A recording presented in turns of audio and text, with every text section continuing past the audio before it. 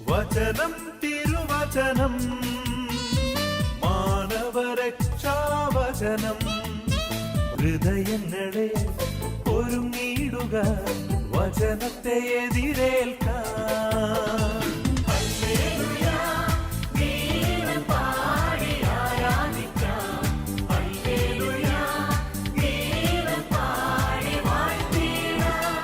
യേശുവിലെ സ്നേഹമുള്ളവരെ, നിത്യപുരോഹിതനായ ഈശോയുടെ ദൈവവിശ്വാസികൾക്ക് വേണ്ടിയുള്ള മധ്യസ്ഥ പ്രാർത്ഥനയാണ് യോഹന്നാൻ്റെ സുവിശേഷം 17-ാം അധ്യായം 1 മുതലുള്ള വാക്യങ്ങളിൽ നമ്മൾ കാണുന്നത്. നാം ഒന്നായിരിക്കുന്നത് പോലെ അവരും ഒന്നായിരിക്കേണ്ടതിന് വേണ്ടിയാണ് ഞാൻ അവർക്ക് വേണ്ടി പ്രാർത്ഥിക്കുന്നതെന്ന്. ലോകത്തിൽ നിന്നും അവരെ എടുക്കണമെന്നല്ല, എന്നാൽ മറിച്ച് ദുഷ്ടനിൽ നിന്നും അവരെ കാത്തുകൊള്ളുമെന്നാണ്. ക്രൈസ്തവർ ഓരോരുത്തരും ഈ ലോകത്തിൻ്റെതല്ല, ക്രിസ്തുവിൻ്റേതാണ്. ഈ ലോകത്തിലെയോ ഈ ലോകത്തിലെ വസ്തുക്കളെയോ നമ്മൾ ഒരിക്കലും അമിതമായിട്ട് സ്നേഹിച്ചാൽ ദൈവത്തിൻ്റെ സ്നേഹം നമ്മളിൽ നിലനിൽക്കുന്നില്ല.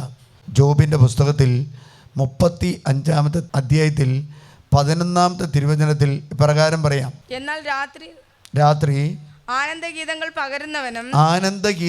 പകരുന്നവനും മൃഗങ്ങളെക്കാൾ ബുദ്ധിയും ആകാശപ്പറവകളെക്കാൾ അറിവും നൽകുന്നതുമായ എന്റെ സൃഷ്ടാവായ ദൈവം എവിടെയെന്ന് ആരും ചോദിക്കുന്നില്ല. രാത്രി എൻ്റെ സൃഷ്ടാവായ ദൈവം എന്ന് ആരും ചോദിക്കുന്നില്ല. വചനം പറയാണ്, സൃഷ്ടാവായ ദൈവത്തെ നമ്മൾ ഓരോ നിമിഷവും അന്വേഷിക്കണം. പ്രത്യേകിച്ച് ഏറ്റവും കൂടുതൽ അന്വേഷിക്കേണ്ട സമയം ഏതാണെന്ന് വെച്ചാൽ രാത്രിയുടെ യാമങ്ങളിലാണെന്ന് പറയാം. ഇപ്രകാരം പറയാം: എന്നാൽ രാത്രിയിൽ ആനന്ദഗീതം പകരുന്നവരും മൃഗങ്ങളെക്കാൾ ബുദ്ധിയും ആകാശപ്പറവകളെക്കാൾ അറിവും നൽകുന്നവനുമായ എൻ്റെ സൃഷ്ടാവായ ദൈവം എവിടെയെന്ന് ആരും ചോദിക്കുന്നു. ഇപ്പം മൃഗങ്ങളെക്കാളും ഈ ലോകത്തിലെ പക്ഷിമൃഗാദികളെക്കാളും ഈ ലോകത്തിലെ പ്രപഞ്ചത്തെക്കാളും ബുദ്ധിയും അറിവും ജ്ഞാനവും നൽകിയിരിക്കുന്ന ആർക്കാണെന്ന് വെച്ചാൽ അത് ദൈവമക്കൾക്കാണ്. അവർ ദൈവത്തെ അന്വേഷിക്കണമെന്നാണ് ദൈവം ആഗ്രഹിക്കുന്നത്. പഴയ നിയമത്തിലും പുതിയ നിയമത്തിലും ലേഖനത്തിലും എല്ലാം നമ്മൾ കാണുന്നത് ദൈവം പ്രത്യക്ഷപ്പെടുന്നത്, ദൈവം ദർശനങ്ങൾ നൽകുന്നത്, ദൈവം അടയാളങ്ങൾ നൽകുന്നത് എപ്പോഴാണെന്ന് വെച്ചാൽ രാത്രിയുടെ യാമങ്ങളിലാണ്. രാത്രിയുടെ യാമങ്ങൾ. അതുകൊണ്ടാണ് ഈശോ പ്രാർത്ഥിക്കുന്ന: പിതാവേ, ഇവരെ ഈ ലോകത്ത് നിന്ന് എടുക്കണമെന്നല്ല, പക്ഷെ ദുഷ്ടനിൽ നിന്നും ഇവരെ കാത്തു സൂക്ഷിക്കണമെന്നാണ് ഞാൻ പ്രാർത്ഥിക്കുന്നത്. നമ്മുടെ പ്രാർത്ഥനകൾ എപ്പോഴാണെന്ന് വെച്ചാൽ നമ്മുടെ പ്രാർത്ഥനകളിൽ നമുക്ക് ഇഷ്ടമുള്ളത് എപ്പോഴും പകൽ പ്രാർത്ഥിക്കാനാണ്. പകൽ പ്രാർത്ഥിക്കാൻ. പലവരും പറയേണ്ടത് രാത്രിയുടെ യാമങ്ങളുടെ പ്രാർത്ഥന പറയുമ്പോൾ അവർ പറയുന്നത്, അച്ഛാ ഞങ്ങൾ രാത്രിയൊക്കെ ഉറങ്ങിയിട്ട് നന്നായിട്ട് പകൽ പ്രാർത്ഥിക്കുക. നന്നായിട്ട് പകൽ പ്രാർത്ഥിക്കാൻ പറ്റും. പകൽ പ്രാർത്ഥിക്കാതിരിക്കുമ്പോഴേക്കും ആരെങ്കിലും വരും, എഴുന്നേക്കും. ഒന്ന് പ്രാർത്ഥിക്കാതിരിക്കുമ്പോൾ ഒരു ഫോൺ വരും, ഒന്ന് എഴുന്നേക്കും. ആ ഫോൺ വെച്ച് കഴിയുമ്പോൾ അടുത്ത ഫോൺ വരും. ഇങ്ങനെ ഫോണിൻ്റെ സൃഷ്ടാവിനെ തേടുന്നവൻ, രക്ഷകനെ തേടുന്നവൻ എപ്പോഴാണെന്ന് വെച്ചാൽ അവൻ ആരാധിക്കേണ്ടത് യാമങ്ങളുടെ ആരംഭത്തിലാണ്, പുലർക്കാലെ. സങ്കീർത്തനം 90-ന്റെ 2-3 തിരുവചനം: പർവ്വതങ്ങൾക്ക് രൂപം നൽകുന്നതിന് മുമ്പ്, ഭൂമിയും ലോകവും അങ്ങ് നിർമ്മിക്കുന്നതിന് മുമ്പ്, അനാദി മുതൽ അനന്തത വരെ അവിടുന്ന് ദൈവമാണ്. അനാദി മുതൽ അനന്തത വരെ അവൻ ദൈവമാണ് എന്ന് പറഞ്ഞാൽ ഈ ലോകം ആരംഭിച്ച് തുടങ്ങി ഈ ലോകം അവസാനിക്കുന്നത് വരെ ദൈവം ഈ ലോകത്തിൻ്റെ സംരക്ഷകനും പരിപാലകനും നിയന്ത്രാതാവും ആണ്. എനിക്ക് 2007 ഒരു വലിയൊരു അപകടം സംഭവിച്ചു. ഞങ്ങൾ കുറേ അച്ഛന്മാരുകൂടി സെഗ്യോനിൽ പ്രാർത്ഥിക്കാൻ പോയിട്ട് രാത്രിയുടെ യാമങ്ങളിലൊരു പ്രാർത്ഥനയുണ്ടായിരുന്നു. വ്യാഴാഴ്ച രാത്രി ആ പ്രാർത്ഥന കഴിഞ്ഞ് ഞാൻ പോരുമ്പോൾ ഞാൻ എല്ലാ അച്ഛന്മാരെയും ഓരോ സ്ഥലത്ത് അവരുടെ പള്ളികളിലാക്കി ഞാൻ പോരുന്ന സമയത്ത് ഏകദേശം ഒരു 2 മണി സമയത്ത് വണ്ടി ഓടിക്കുന്നത് ഒരു 2:45-3 മണിയാകുമ്പോൾ മണ്ണാർക്കാട് ടൗണിൽ വെച്ച് ഞാൻ എൻ്റെ കൂടെയുള്ള അച്ഛൻ ആൻസൺ എന്നോട് കാര്യങ്ങൾ ചോദിക്കുന്നുണ്ട്. ഞാൻ കാര്യങ്ങൾ പറയുന്നുണ്ട്. അച്ഛനെ അടുത്ത പള്ളിയിലാക്കിയിട്ട് ഞാൻ എൻ്റെ പള്ളിയിലേക്ക് പോകണം. എൻ്റെ പള്ളി ഒരു ഗ്രാമപ്രദേശമാണ്, അതിലേക്ക് പോകുക എളുപ്പമല്ല.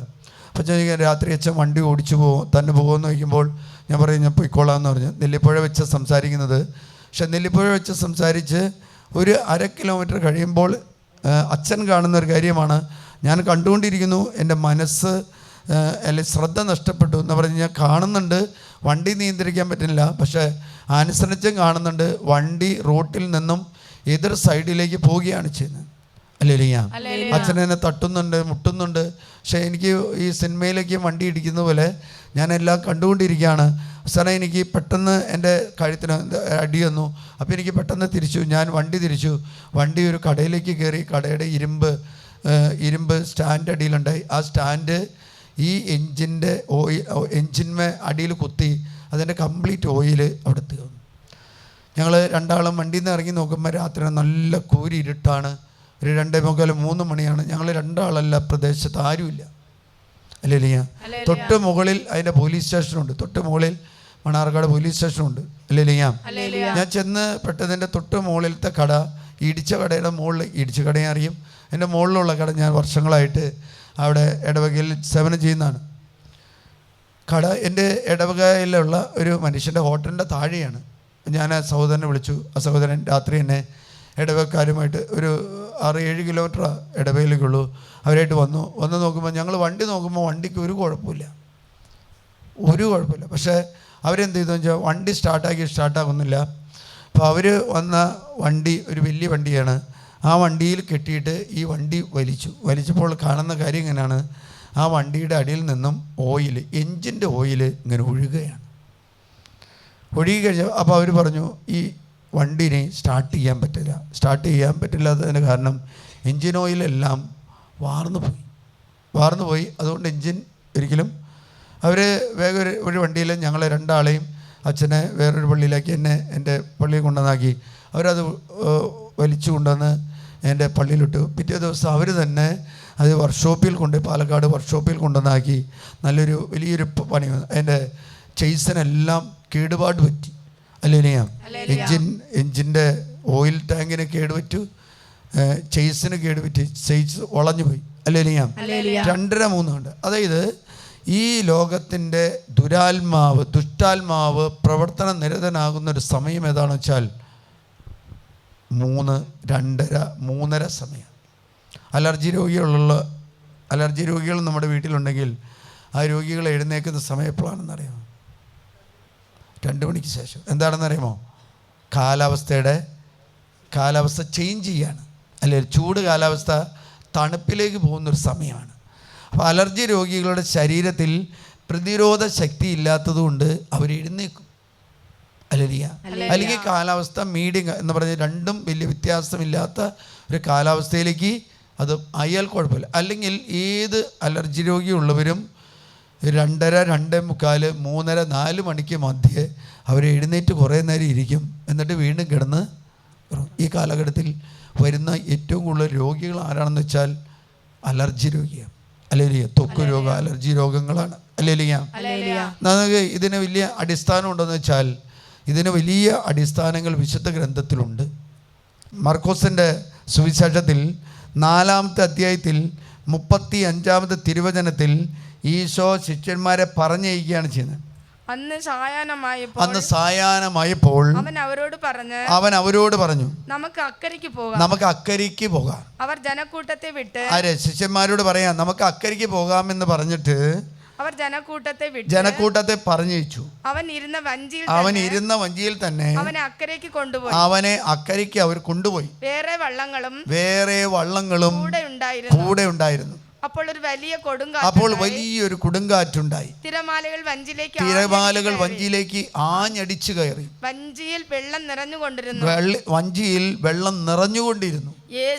യേശു അമരത്ത് തലവേണ വെച്ച് ഉറങ്ങിയായിരുന്നു. അവർ അവനെ വിളിച്ചുണർത്തി പറഞ്ഞു, ഗുരുവേ, ഞങ്ങളിതാ നശിക്കാൻ പോകുന്നു, നീ അത് ഗവനിക്കുന്നില്ലേ? അവൻ ഉണർന്ന് കാറ്റിനെ ശാസിച്ചുകൊണ്ട് കടലിനോട് പറഞ്ഞു, അടങ്ങുക, ശാന്തമാകുക. കാറ്റ് ശമിച്ചു, പ്രശാന്തതയുണ്ട്. അല്ലേലിയ. എന്താ? അവൻ അമരത്ത് തലേണ വെച്ച് ഉറങ്ങുകയായിരുന്നു. സ്നേഹമുള്ളവരെ, അപ്പോൾ ഈ ഉറങ്ങുന്ന സമയം എപ്പോഴാണെന്ന് വെച്ചാൽ എപ്പോഴായിരിക്കും? രാത്രി. വൈകിട്ട് സുവിശേഷ പ്രഘോഷണമൊക്കെ കഴിഞ്ഞിട്ട് ഈശോ ജനങ്ങളെല്ലാം പറഞ്ഞു വിട്ടിട്ട് പറയാണ്, നമുക്ക് അക്കരയ്ക്ക് പോകാം. അല്ലേലിയാം, നമുക്ക് അക്കരയ്ക്ക് പോകാമെന്ന് പറഞ്ഞ് പോകുമ്പോൾ ഈ വഞ്ചിയിൽ കയറി ഉടനെ തന്നെ കർത്താവ് ശുശ്രൂഷിക്കുകയും ചെയ്തുകൊണ്ട് അനേക രോഗികളെ സുഖപ്പെടുത്തിക്കൊണ്ട് വിടുതൽ കൊടുത്തതുകൊണ്ട് എന്തുണ്ടാണെന്ന് വെച്ചാൽ അവനെ ആ അമരത്ത് തലയണ വെച്ച് കിടന്നു.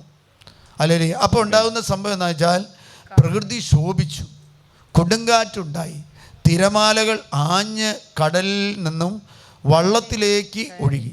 വള്ളത്തിലേക്ക് വന്നപ്പോഴൊന്നുണ്ടായി, ആ വള്ളത്തിലേക്ക് വെള്ളം വന്ന് നിറയുമ്പോൾ നമുക്കറിയാം അത് അപകടകരമാണ്. അപ്പോൾ അവർ യേശുവിനെ സമീപിച്ച് പറയുന്ന കാര്യം, ഗുരു, ഞങ്ങളിതാ നശിക്കാൻ പോകുന്നു. അല്ലേലിയ, നമ്മൾ നശിക്കാൻ പോകുന്നു എന്നല്ല പറയുന്നത്, ആണോ? അല്ലല്ലോ, ഞങ്ങളിതാ നശിക്കും. അവർക്കറിയാം കർത്താവിൻ്റെ കാര്യം. അവർക്ക് കാരണം കടലിലെ വെള്ളത്തിൽ കയറും, വള്ളത്തിലുള്ള നമ്മൾ മുങ്ങും, കർത്താവ് വെള്ളത്തിൻ്റെ മീതെ നടന്നു പോകും. അതുകൊണ്ട് ശിഷ്യന്മാർ ഈശോയോട് പറയുന്നൊരു കാര്യം ഇതാണ്, ഗുരു, ഞങ്ങളിതാ നശിക്കാൻ പോകുന്നു. നീ അത് ഗവനിക്കുന്നില്ലേ? നീ ഇത് കാണുന്നില്ലേ? ഒന്ന് ഓർത്ത് നോക്കിയേ, വലിയ തിരമാല അടിച്ച് പൊങ്ങാണെങ്കിൽ, കടൽ ശോഭിക്കുകയാണെങ്കിൽ ഒരു മനുഷ്യന് ഉറങ്ങാൻ പറ്റും. കൊടുങ്കാറ്റ് വന്നുകൊണ്ടിരിക്കുകയാണെങ്കിൽ ഒരു മനുഷ്യന്, വെള്ളപ്പൊക്കവും കൊടുങ്കാറ്റും വരുന്നുകൊണ്ടിരിക്കുമ്പോൾ ആർക്കാണ് ഉറങ്ങാൻ പറ്റുന്നത്? പറ്റുമോ? വീട്ടിലിരുന്ന് പറ്റില്ലല്ലോ. അപ്പോൾ നമുക്ക് ഇപ്രകാരം പറയാം, ചിലപ്പോൾ കർത്താവ് ഇതൊന്ന് ഇവരുടെ വിശ്വാസം ഒന്ന് പരീക്ഷിക്കാൻ വേണ്ടി ഒന്ന് മയങ്ങി കിടക്കുകയായിരുന്നു, ഒന്ന് ഉറക്കം നടിക്കുകയായിരുന്നു. കാരണം സുവിശേഷത്തിലെല്ലാം കാണുന്നുണ്ട്. എവിടെയാ? യോഹന്നാൻ്റെ സുവിശേഷത്തിലും അവൻ നടക്കാൻ വേണ്ടി പരിശ്രമിക്കുന്നു. രാത്രിയായപ്പോഴും അവൻ മുന്നോട്ട് പോകാൻ വേണ്ടി അവൻ നടിക്കുമ്പോൾ ശിഷ്യന്മാർ പറഞ്ഞു, ഞങ്ങളോടൊത്ത് നീ വസിക്കണമേ, ഞങ്ങളോടൊത്ത് താമസിക്കണമേ. അപ്പോൾ ഇവിടെ കാണുന്ന ഒരു കാര്യം എന്താണെന്ന് വെച്ചാൽ, ശിഷ്യന്മാർക്ക് മനസ്സിലായി ഞങ്ങളിൽ നിന്നും വളരെയധികം കഴിവുകളും വ്യത്യസ്തതയുള്ള ഒരു മനുഷ്യനാണ് യേശു എന്ന് അനുഭവത്തിൻ്റെ തലത്തിലും അടയാളത്തിൻ്റെ തലത്തിലും പ്രവൃത്തിയിലൂടെയും അവർക്ക് തിരിച്ചറിയാൻ പറ്റി. അല്ലേലിയാ, നമ്മൾ കൂടുന്ന മനുഷ്യർ അങ്ങനെയുള്ള മനുഷ്യർ എന്ന് പറഞ്ഞ കർത്താവ് നമ്മളെക്കാളും വ്യത്യസ്തനാണെന്നും ഈ പ്രകൃതിയുടെ മേൽ, ഈ ലോകത്തിൻ്റെ മേൽ, സൃഷ്ടിയുടെ മേൽ, മനുഷ്യൻ്റെ മേൽ, അതിലുപരി പിശാചുക്കളുടെ മേൽ അധികാരമുണ്ടെന്ന് ശിഷ്യന്മാർക്ക് തിരിച്ചറിവ് കിട്ടി. എങ്ങനെയാ? വായിച്ചല്ല, അനുഭവത്തിലൂടെ. അവൻ കൈവയ്ക്കുന്നു, പിശാചുകൾ ഒഴിഞ്ഞു പോകുന്നു. അവൻ കൈവയ്ക്കുന്നു, രോഗികൾ എഴുന്നേറ്റ് പോകുന്നു. അല്ലേലിയാം. അവൻ വചനം പറയുന്നു, മാനസാന്തരം സംഭവിക്കുന്നു. അല്ലേലിയാം. അപ്പോൾ അത്ഭുത സിദ്ധി, ദൈവത്തിൻ്റെ ശക്തി യേശുവിൽ നിറഞ്ഞു നിന്നു എന്ന് അവർക്ക് മനസ്സിലായി. അതുകൊണ്ടാണ് അവർ പറയുന്നത്, നശിക്കാൻ യേശു എഴുന്നേറ്റ് ചെയ്യുന്ന കാര്യം ഇതാണ്, അടങ്ങുക. ഒറ്റവാക അടങ്ങുക. ആരോട് പറയണേ? ഇന്ന് വീട്ടിലെ പിള്ളേരോട് പോലും പറഞ്ഞാൽ അടങ്ങുക എന്ന് പറഞ്ഞാൽ അടങ്ങില്ല. വീട്ടിലെ ഭാര്യ ഭർത്താക്കന്മാർ വഴക്കൂടുമ്പോൾ നീ ഒന്ന് അടങ്ങിയിരിക്കുന്നു, ചേട്ടനൊന്ന് അടങ്ങാൻ പറഞ്ഞാൽ അടങ്ങോ? രണ്ടാമത് പറയുന്ന കാര്യം ശാന്തമാകുക. അവനിൽ നിന്നും ശക്തിയും അധികാരവും പുറപ്പെട്ടു. അല്ലേലിയാ. മൂന്നാമത് പറയാണ്, കാറ്റ് ശമിച്ചു, ശാന്തതയുണ്ടായി. അവൻ അവരോട് ചോദിച്ചു, നിങ്ങൾ ഭയപ്പെടുന്ന എന്തിനാ? നിങ്ങൾക്ക് വിശ്വാസമില്ലേ? അവർ അത്യധികം ഭയന്നു പരസ്പരം പറഞ്ഞു, ഇവൻ ആരാ?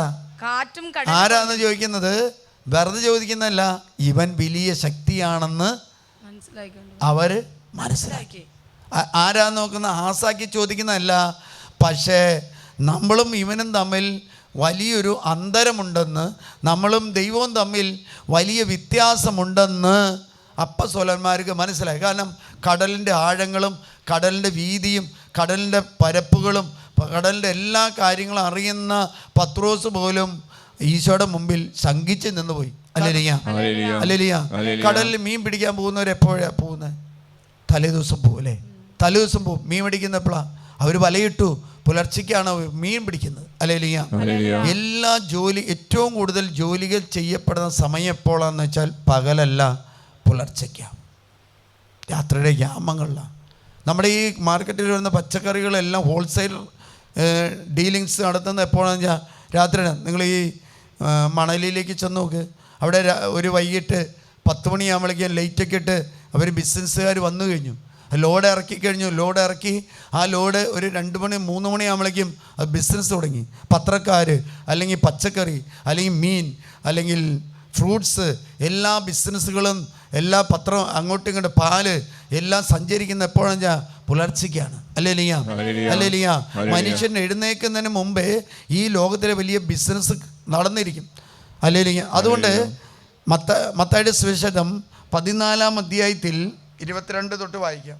അതിൽ പ്രകാരം പറയാണ്, ജനസഞ്ചയത്തെ പിരിച്ചുവിട്ടതിന് ശേഷം തനിക്ക് മുമ്പേ വഞ്ചിയിൽ കയറി മറുകരയിലേക്ക് പോകാൻ യേശു ശിഷ്യന്മാരെ നിർബന്ധിച്ചു. അവൻ ജനക്കൂട്ടത്തെ പിരിച്ചുവിട്ടതിന് ശേഷം ഏകാന്തതയിൽ, ഇവിടെ യേശു വഞ്ചിയിൽ പോകുന്നില്ല. അതാണ് വ്യത്യസ്തത.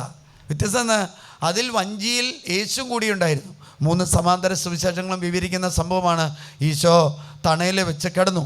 ഇവിടെ നമ്മൾ കാണുന്നത് പ്രകാരമാണ്, അവൻ ഏകാന്തതയിൽ പ്രാർത്ഥിക്കാൻ വേണ്ടി മലയിലേക്ക് കയറി.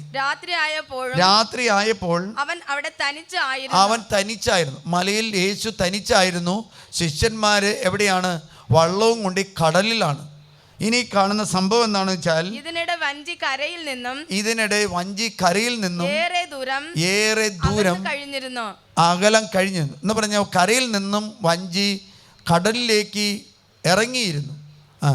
കാറ്റ് പ്രതികൂലമായിരുന്നു. തിരമാലകൾക്കുള്ളിൽപ്പെട്ട് അത് വല്ലാതെ ഉലഞ്ഞു. രാത്രിയുടെ 4-ാം യാമത്തിൽ അവൻ കടലിന് മീതെ നടന്ന് അവരുടെ അടുത്തേക്ക് ചെന്നു. കടലിന് മീതെ നടക്കുന്നത് കണ്ടപ്പോൾ ശിഷ്യന്മാർ പരിഭ്രാന്തരായി. ഇതാ ഭൂതം എന്ന് പറഞ്ഞു. എന്താ പറഞ്ഞാൽ അവർ കാണാത്ത സംഭവമാണ്. അവർ ഒരിക്കലും ഒരു കടലിന്റെ മീതെ നടന്നു വരുന്ന ഒരു വ്യക്തിയെ തിരിച്ചറിയാൻ പറ്റില്ല. കാരണം കടലിന് മീതെ അന്ന് വരെ ആരും നടന്നിട്ടില്ല. കടലിന് മീതെ നടക്കുകയാണെങ്കിൽ നടക്കുന്ന ആരെഞ്ഞാൽ കാലുണ്ടാവില്ല, ഒരു ആകൃതി ഉണ്ടാവും, ഭൂതമായിരിക്കും. അതുകൊണ്ടാണ് പത്രോസും കൂട്ടരും പറഞ്ഞത്, ഇതാ ഭൂതം നമ്മുടെ മേൽ വരുന്നു. കാരണം കടലിൽ യേശു പറഞ്ഞു, ജനസഞ്ചയത്തെ പിരിച്ചുവിട്ടപ്പോൾ തനിക്ക് മുമ്പേ വഞ്ചിയിൽ മറുകരയിലേക്ക് പോകാൻ പറഞ്ഞത് ആരാണ്? യേശു തന്നെയാണ്.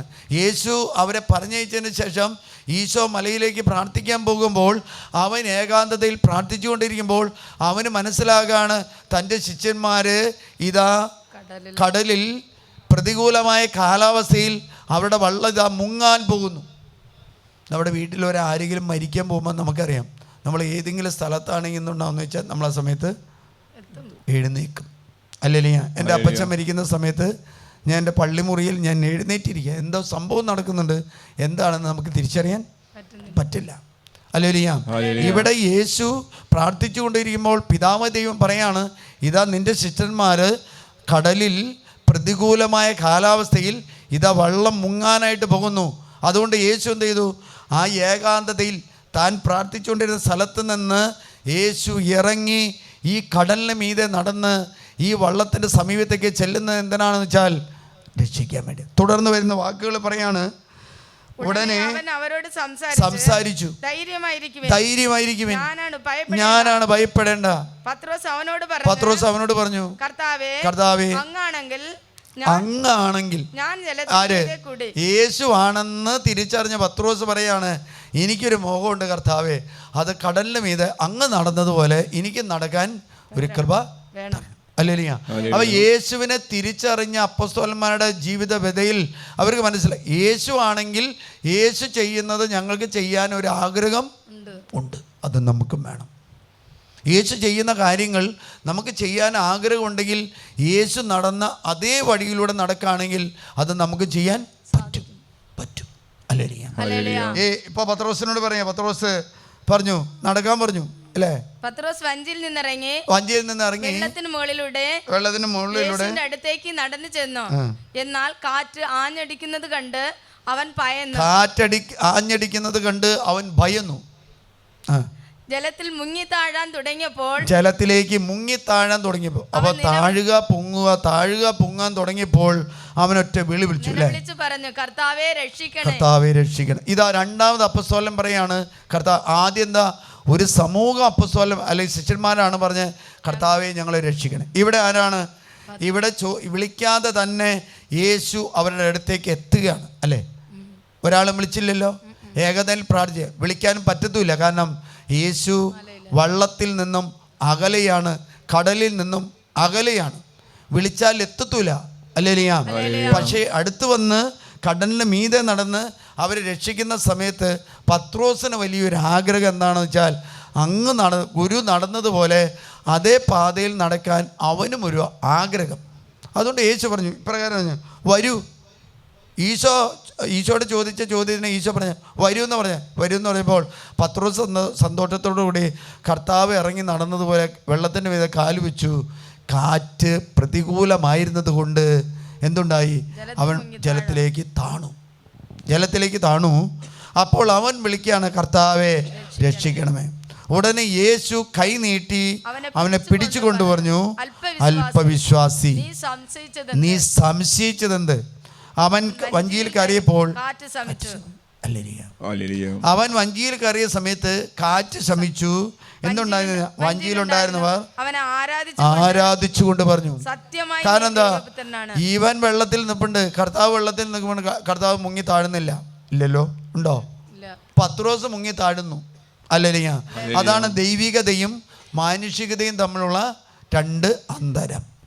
പത്രോസ് നിൽക്കുന്ന പോലെ തന്നെയാണ് യേശു നിൽക്കുന്നത്. പക്ഷേ പത്രോസ് നിൽക്കുന്നത് പോലെയല്ല യേശു നിൽക്കുന്നത്. പത്രോസ് നിൽക്കുന്നത് ഡാൻസ് ചെയ്യുക, താഴോട്ട് പോവുക, മുകളിലേക്ക് പോവുക, താഴോട്ട് പോവുക, മുകളിലേക്ക്. യേശു വെള്ളത്തിൻ്റെ മേലെ നിന്നു. അവൻ കൈ കൊടുത്ത സമയത്ത് പത്രോസിനെ രക്ഷിച്ചു അല്ലേലിയ. അപ്പോൾ ശിഷ്യന്മാർ ചോദിക്കുകയാണ്, എന്താണ്? അവനെ ആരാധിച്ചു. ആരാധിക്കാനുള്ള കാരണം എന്താണെന്ന് വെച്ചാൽ അവൻ ദൈവപുത്രനായിരുന്നു. അല്ലേലിയ. ഇനി അപ്പസ്തോല പ്രവർത്തനത്തിലേക്ക് നമുക്ക് തിരിഞ്ഞു നോക്കാം. അപ്പസ്തോല പ്രവർത്തനം 5-ാമത്തെ അധ്യായം 19-ാമത്തെ തിരുവചനത്തിൽ അവിടെ നമ്മൾ ഇപ്രകാരം കാണുന്നുണ്ട്. രാത്രി കർത്താവിന്റെ ദൂതൻ കാരാഗൃഹ വാതിലുകൾ തുറന്ന് അവരെ പുറത്തു കൊണ്ട് ആരാ കൊണ്ടുവരുന്നത്? ദൂതൻ അല്ലേലിയ. ഇപ്രകാരം പറയാണ്, അപ്പസ്തോലന്മാരെ പിടിച്ച് ബന്ധിച്ച് പൊതു കാരാഗൃഹത്തിൽ അടച്ചു അല്ലേലിയ. എന്നാണ് രാത്രി കർത്താവിൻ്റെ ദൂതൻ കാരാഗൃഹ വാതിലുകൾ തുറന്ന് അവരെ പുറത്തു കൊണ്ടുവന്ന് അവരോട് പറഞ്ഞു, എന്ത് ചെയ്യണം? ദേവാലയത്തിൽ പോയി എല്ലാ ജനങ്ങളോടും നവജീവന്റെ ഈ വചനം എന്ത്? യേശു ഉത്ഥാനം ചെയ്തു എന്ന് പ്രഘോഷിക്കണം. യേശു രക്ഷകനാണെന്ന് പ്രഘോഷിക്കണം. യേശു പാപത്തെയും മരണത്തെയും അന്ധകാര ശക്തിയുടെ മേൽ വിജയം വരിച്ചു എന്ന് പ്രഘോഷിക്കണം. ഇത്രേ ചെയ്തോളൂ. അപ്പസ്തോലന്മാരെ എന്ത് ചെയ്തു? രോഗികളെ സുഖപ്പെടുത്തി. 12 വായിക്ക്. അപ്പസ്തോലന്മാരുടെ കരങ്ങൾ വഴി ജനമധ്യത്തിൽ വലിയ അത്ഭുതങ്ങളും അടയാളങ്ങളും രോഗശാന്തികളും സംഭവിച്ചു. അശുദ്ധാത്മാക്കൾ അപ്പസ്തോലന്മാരെ കണ്ടപ്പോൾ വിട്ടുപോയി. രോഗികൾ സുഖപ്പെട്ടു അല്ലേലിയ. ജനങ്ങളിൽ വലിയ സംഭ്രമമുണ്ടായി. ജനങ്ങൾ മാനസാന്തരം സംഭവിച്ചു. ആ മാനസാന്തരം സംഭവിച്ചപ്പോൾ പ്രധാന പുരോഹിതന്മാരെ ചെയ്തൊരു കാര്യമാണ്, അവരെ ബന്ധിച്ച് ഈ കാരാഗൃഹത്തിൽ കൊണ്ടുവന്നിട്ടു. എന്തിന്? പൊതുവിചാരണയ്ക്ക് വേണ്ടി. എന്നാൽ തലേ രാത്രി കർത്താവിൻ്റെ ദൂതൻ ചെയ്യുന്നൊരു കാര്യമാണ്, അവരെ ചങ്ങലകൾ അഴിച്ച് അവരെ പുറത്തു കൊണ്ടതിന് ശേഷം പ്രസംഗിക്കാൻ പറഞ്ഞു. നമ്മളാണ് ഈ വിശ്വസിക്കുക, ദൂതന്മാർ കൈമെന്നും ചങ്ങലം അഴിച്ചിട്ടൊന്നും. അതാണ് ക്രിസ്ത്യാനിയുടെ വിശ്വാസം. ക്രിസ്ത്യാനി ജഗം ചെയ്താൽ വിശ്വസിക്കില്ല, അക്രൈസം വിശ്വസിക്കും അല്ലേലിയ. അക്രൈസം രാത്രിയുടെ യാമങ്ങളുടെ പ്രാർത്ഥന എന്ന് പറഞ്ഞാൽ അതിശക്തമാണ്. എല്ലാ മതത്തിലും യാമങ്ങളുടെ പ്രാർത്ഥനയുണ്ട്. ഹിന്ദു സമുദായത്തിൽ അതിന് പറയുന്ന പ്രാർത്ഥന എന്താണെന്ന് വെച്ചാൽ ബ്രഹ്മ മുഹൂർത്തം എന്ന് പറയണം അല്ലേലിയ. മുസ്ലിം സമുദായത്തിൽ അതിന് പറയുന്നത് തച്ചുട പ്രാർത്ഥന എന്നാണ് പറയുന്നത്. ഒരു മതം വിജയിക്കുമ്പോൾ എന്താ കാരണം എന്ന് വെച്ചാൽ അവർ ആ പ്രാർത്ഥനയിൽ അധിഷ്ഠിതമായ ജീവിതം നയിക്കുന്നുണ്ട് അല്ലേലിയ. ഇസ്ലാം മതസ്ഥര് അവരുടെ പ്രാർത്ഥന ചെയ്യുന്നുണ്ട്, അവർ ശക്തി പ്രാപിക്കുന്നുണ്ട് അല്ലേലിയ. അതിൽ അസൂയപ്പെട്ടിട്ട് കാര്യമുണ്ടോ? അസൂയപ്പെട്ടിട്ടുണ്ടോ? അവരുടെ മതത്തിൽ പെട്ടവരോട് ഞാൻ ചോദിച്ചപ്പോൾ പറഞ്ഞത്, ആ തച്ചുട പ്രാർത്ഥന ഈ 2:30-3:30 സമയത്ത് എഴുന്നേറ്റ് ആര് ചെയ്യുന്നുണ്ടോ അവർക്ക് വളർച്ചയുണ്ട് അച്ഛാ അല്ലേലിയ. നമുക്ക് പ്രാർത്ഥന എന്ന് പറഞ്ഞാൽ അത് ദൈവത്തിൻ്റെ ടൈമാണ്, പരിശുദ്ധാത്മാവിൻ്റെ സമയം കൂടിയാണ് അല്ലേലിയ. ഇനി അടുത്ത ഇതിലേക്ക് അപ്പസ്തോല പ്രവർത്തനം 12:6 പറയാണ്, അവർ പത്രോസിനെ ബന്ധിച്ച് കാരാഗൃഹത്തിൽ കൊണ്ടുവന്നിട്ടു. അപ്പോൾ സഭ ചെയ്തൊരു കാര്യപ്രകാരമാണ്, സഭ അവന് വേണ്ടി പ്രാർത്ഥിച്ചു. ഹല്ലേലൂയ. സഭ അവന് വേണ്ടി 12:1 തൊട്ട് പറയുന്നത് പ്രകാരമാണ്, അക്കാലത്ത് ഹെരോദോസ് രാജാവ് സഭയിൽപ്പെട്ട ചിലരെ പീഡിപ്പിച്ചു. അവർ യോഹന്നാന്റെ സഹോദരനായ യാക്കോബിനെ വാളിനിരയാക്കി. യഹൂദരെ ഇത് സന്തോഷിപ്പിച്ചുവെന്ന് കണ്ട് യഹൂദരെ മറ്റുള്ളവരെ സന്തോഷിപ്പിക്കാൻ വേണ്ടിയാണ് ആരെ പീഡിപ്പിക്കുന്നത്? അവൻ ക്രൈസ്തവരെ പീഡിപ്പിക്കുന്നത്. ഹല്ലേലൂയ. ക്രൈസ്തവ വിശ്വാസം ഉപേക്ഷിക്കണം, അക്രൈസ്തവരുടെ സമ്പത്തി കിട്ടണം. ഹല്ലേലൂയ. അതുകൊണ്ട് പ്രകാരം പറയാണ്, സഭ അവർക്ക് വേണ്ടി പ്രാർത്ഥിച്ചു. കാരകർ ധരിച്ച ശേഷം സഭ അവർക്ക് വേണ്ടി പ്രാർത്ഥിച്ചു. ഇപ്പോൾ കാണുന്ന 6-ാമത്തെ വചനം പറയാ, പരസ്യ വിചാരണയ്ക്ക് പുറത്തേക്ക് കൊണ്ടുപോകാൻ തലേ രാത്രി. കണ്ടോ, അത്ഭുതങ്ങൾ എപ്പോൾ നടക്കുന്ന എപ്പോഴാണെന്ന് വെച്ചാൽ അവരെ വിചാരണയ്ക്ക് കൊണ്ടുപോകുന്നതിൻ്റെ തലേ ദിവസം, തലേ രാത്രിയാണ് നടക്കുന്ന. എല്ലാം രാത്രിയുടെ യാമങ്ങളിലാണ് നടക്കുന്നത്. എന്താ സംഭവിക്കുന്നത്? ഇപ്രകാരം പറയാണ്, പത്രോസ് ഇരു ചങ്ങലകളാൽ ബന്ധിതനായി രണ്ട് പടയാളികളുടെ മധ്യേ ഉറങ്ങുകയായിരുന്നു. അപ്പൊ എന്താ, ഇവൻ ചെയ്ത കുറ്റം വലിയ കുറ്റമാണെന്ന് അറിയാം അവർക്ക്. എന്താ, യേശുവിനെ പ്രഘോഷിച്ചു, ദൈവരാജ്യത്തെക്കുറിച്ച് പ്രസംഗിച്ചു. ഈ കാലഘട്ടത്തിലും അതെ, ദൈവരാജ്യത്തെക്കുറിച്ച് പ്രസംഗിച്ചാൽ അത് വലിയ കുറ്റമാണ്. ഹല്ലേലൂയ. തെമ്മാടിത്തരം ചെയ്യുന്നത് പോലെയാണ് ദൈവത്തെക്കുറിച്ച് പറയുന്നത്. പിശാചിനെ കുറിച്ച് പറഞ്ഞാൽ ആർക്കും ഒരു കുഴപ്പമില്ല. ഞാൻ ഇന്ന് വരെ കണ്ട കാര്യം ഇതാണ്. കുട്ടികളെ പ്രാർത്ഥിക്കാൻ വിളിക്കുന്നുണ്ട്, നേരിട്ട് കൊണ്ടുവരുന്നുണ്ട്. ഒരാൾ പോലും കുട്ടികൾ പരിശുദ്ധാത്മാവിനെ നിറയാൻ വേണ്ടിയോ, കുട്ടികൾ പുലർച്ചയ്ക്ക് എഴുന്നേറ്റ് പ്രാർത്ഥിക്കാൻ വേണ്ടിയോ, പള്ളിയിൽ പോയി പ്രാർത്ഥിക്കാൻ വേണ്ടിയോ ഒരമ്മയും ഒരപ്പനും പറയുന്നില്ല, പിള്ളേരും പറയുന്നില്ല. ഒക്കെ പറയുന്നത് എങ്ങനെയാണ്? UK പോയി പഠിക്കണം, ഓസ്ട്രേലിയയിൽ പോയി പഠിക്കണം, ജർമ്മനിയിൽ പോയി പഠിക്കണം, US. കഴിഞ്ഞ ദിവസം ഇന്നലെ ഒരു ചേച്ചി വിളിച്ചാൽ +2 പഠിച്ചുള്ളൂ, അവന് US പോയി പഠിക്കാനാണ് ആഗ്രഹം. ഒന്ന് പ്രാർത്ഥിക്കണം വെച്ചാൽ അവൻ ഒന്ന് എഴുതി തോറ്റു. ഹല്ലേലൂയ. ഒന്ന് എഴുതി തോറ്റു. അല്ലേ, നിങ്ങളുടെ ആഗ്രഹങ്ങൾ അത് തന്നെയായിരിക്കും. ഹല്ലേലൂയ. കുട്ടികൾ ആദ്യം മാറേണ്ടത് എവിടെയാണെന്ന് വെച്ചാൽ പ്രാർത്ഥനയിൽ, ആത്മീയതയിലാണ് വളരേണ്ടത്. ആത്മീയതയിൽ വളർത്ത. പിന്നെന്താ, പിന്നെ ഇവർ പോയി കഴിഞ്ഞാൽ പ്രശ്നം ഉണ്ടാക്കുമ്പോൾ അച്ഛൻ വീണ്ടും പ്രാർത്ഥിക്കണം. എന്താ, അവൻ പോയിട്ട് അവിടെ പ്രശ്നമാക്കിയേക്കാം. അപ്പം ഇവിടെ ഇരിക്കുന്ന അച്ഛന്മാരുടെ പ്രാർത്ഥന എന്താ?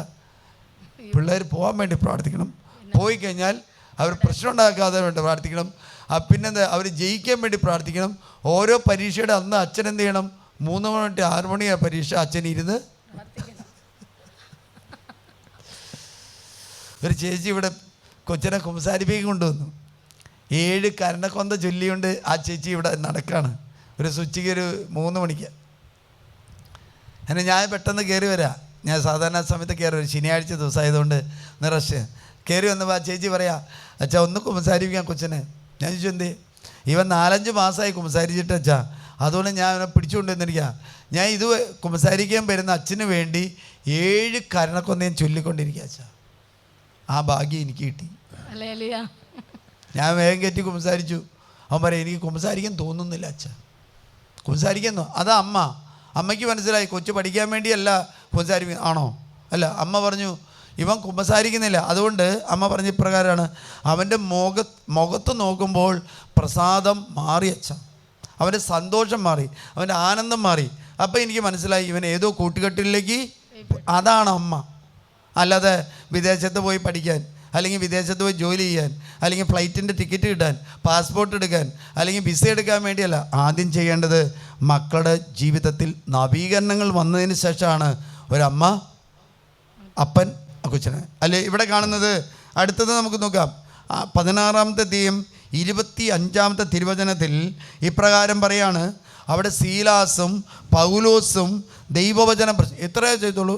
16 പറയാണ്, അവർ ദേവാലയത്തിലേക്ക് പോകുമ്പോൾ ഭാവി ഫലം പറയുന്ന ഒരു അടിമ പെൺകുട്ടി, അല്ലേ, ഒരടിമ പെൺകുട്ടി പിന്നാലെ വന്നിട്ട് പറയാണ്, ആത്മാവ് ബാധിച്ച ഒരു അടിമ പെൺകുട്ടി പെട്ടിയെ കണ്ടു. ഭാവി പ്രവചനം വഴി അവൾ തന്റെ യജമാനന്മാർക്ക് വളരെ ആദായം ഉണ്ടാക്കി. അപ്പൊ എന്താ, ഈ കൈനോട്ടം നോക്കിക്കൊണ്ടിരിക്കുന്ന അടിമ പെൺകുട്ടിയാണ്. ഇപ്രകാരം പറയാണ്, അവൾ പൗലോസിന്റെയും ഞങ്ങളുടെയും പിറകെ വന്ന് വിളിച്ചു പറഞ്ഞു, ഈ മനുഷ്യർ അത്യുന്നതനായ ദൈവത്തിന്റെ ദാസരാണ്, അവർ നിങ്ങളോട് രക്ഷയുടെ മാർഗം പ്രഘോഷിക്കുന്നു. കറക്റ്റ് അല്ലേ പറഞ്ഞത്? പിന്നെ എന്തിനാ ബന്ധിക്കുന്നത്? പൗലോസ് പ്രകാരം ചെയ്യാണ്. പല ദിവസങ്ങളിൽ അവർ പ്രകാരം ചെയ്തു. പൗലോസിനെ അസഖ്യപ്പെടുത്തി. അവൻ തിരിഞ്ഞിട്ട് ആത്മാവിനോട് പറഞ്ഞു, അവളുടെ ആത്മാവിനോട് പറഞ്ഞു, അവളിൽ നിന്നും പുറത്തു പോകാൻ പറഞ്ഞു. എന്തുണ്ടായി? യേശുക്രിസ്തു നാമത്തിൽ നിന്നോട് ഞാൻ ആജ്ഞാപിക്കുന്നു. തൽക്ഷണം അത് പുറത്തുപോയി. അപ്പോൾ വരുമാന മാർഗം നഷ്ടപ്പെട്ടതുകൊണ്ട് എന്ത് ചെയ്തെന്ന് വെച്ചാൽ, അവളുടെ യജമാനന്മാർ തങ്ങളുടെ ആദായമാർഗം നഷ്ടപ്പെട്ടുവെന്ന് കണ്ടപ്പോൾ പൗലോസിനെയും സീലാസിനെയും പിടിച്ച് വലിച്ചിഴച്ച് പൊതുസ്ഥലത്ത് അധികാരികളുടെ മുമ്പിൽ കൊണ്ടുവന്നു. അവർ അവരെ ന്യായാധിപന്മാരുടെ മുമ്പിൽ. ഇനി 25 വൈകി 25 പറഞ്ഞ പൗലോസും സീലാസും കീർത്തനം പാടി. എപ്പോൾ? അർദ്ധരാത്രി. അവർക്ക് വേറെ ഒന്നും ചെയ്യാൻ ഇല്ല. അവർക്ക് വേറൊന്നും ചെയ്യാനില്ലാത്തതുകൊണ്ട് അവർ അർദ്ധരാത്രി കീർത്തനം പാടി ദൈവത്തെ ആരാധിച്ചപ്പോൾ തടവുകാർ അത് കേട്ടുകൊണ്ടിരിക്കുകയാണ്. പെട്ടെന്ന് അപ്പൊ എന്താ, ഈ കിടക്കുന്ന രണ്ടാളും വലിയ കൊലപ്പുള്ളികളെ പോലെയാണ്. കാരണം തടവുകാർ ഉണർന്നിരുന്ന് ഇവരെ കാത്തുകൊണ്ടിരിക്കുക. നമുക്കറിയാം, ഇലക്ഷനിൽ വോട്ട് ചെയ്ത പെട്ടി ഒരു മാസക്കാലം പോലീസുകാർ രാത്രിയും പകലും ഇല്ലാതെ ഉണർന്ന് കാത്തുകൊണ്ടിരിക്കുകയാണ്. അതുപോലെ ഇവരെ കാത്തുകൊണ്ടിരിക്കുക, അല്ലേ?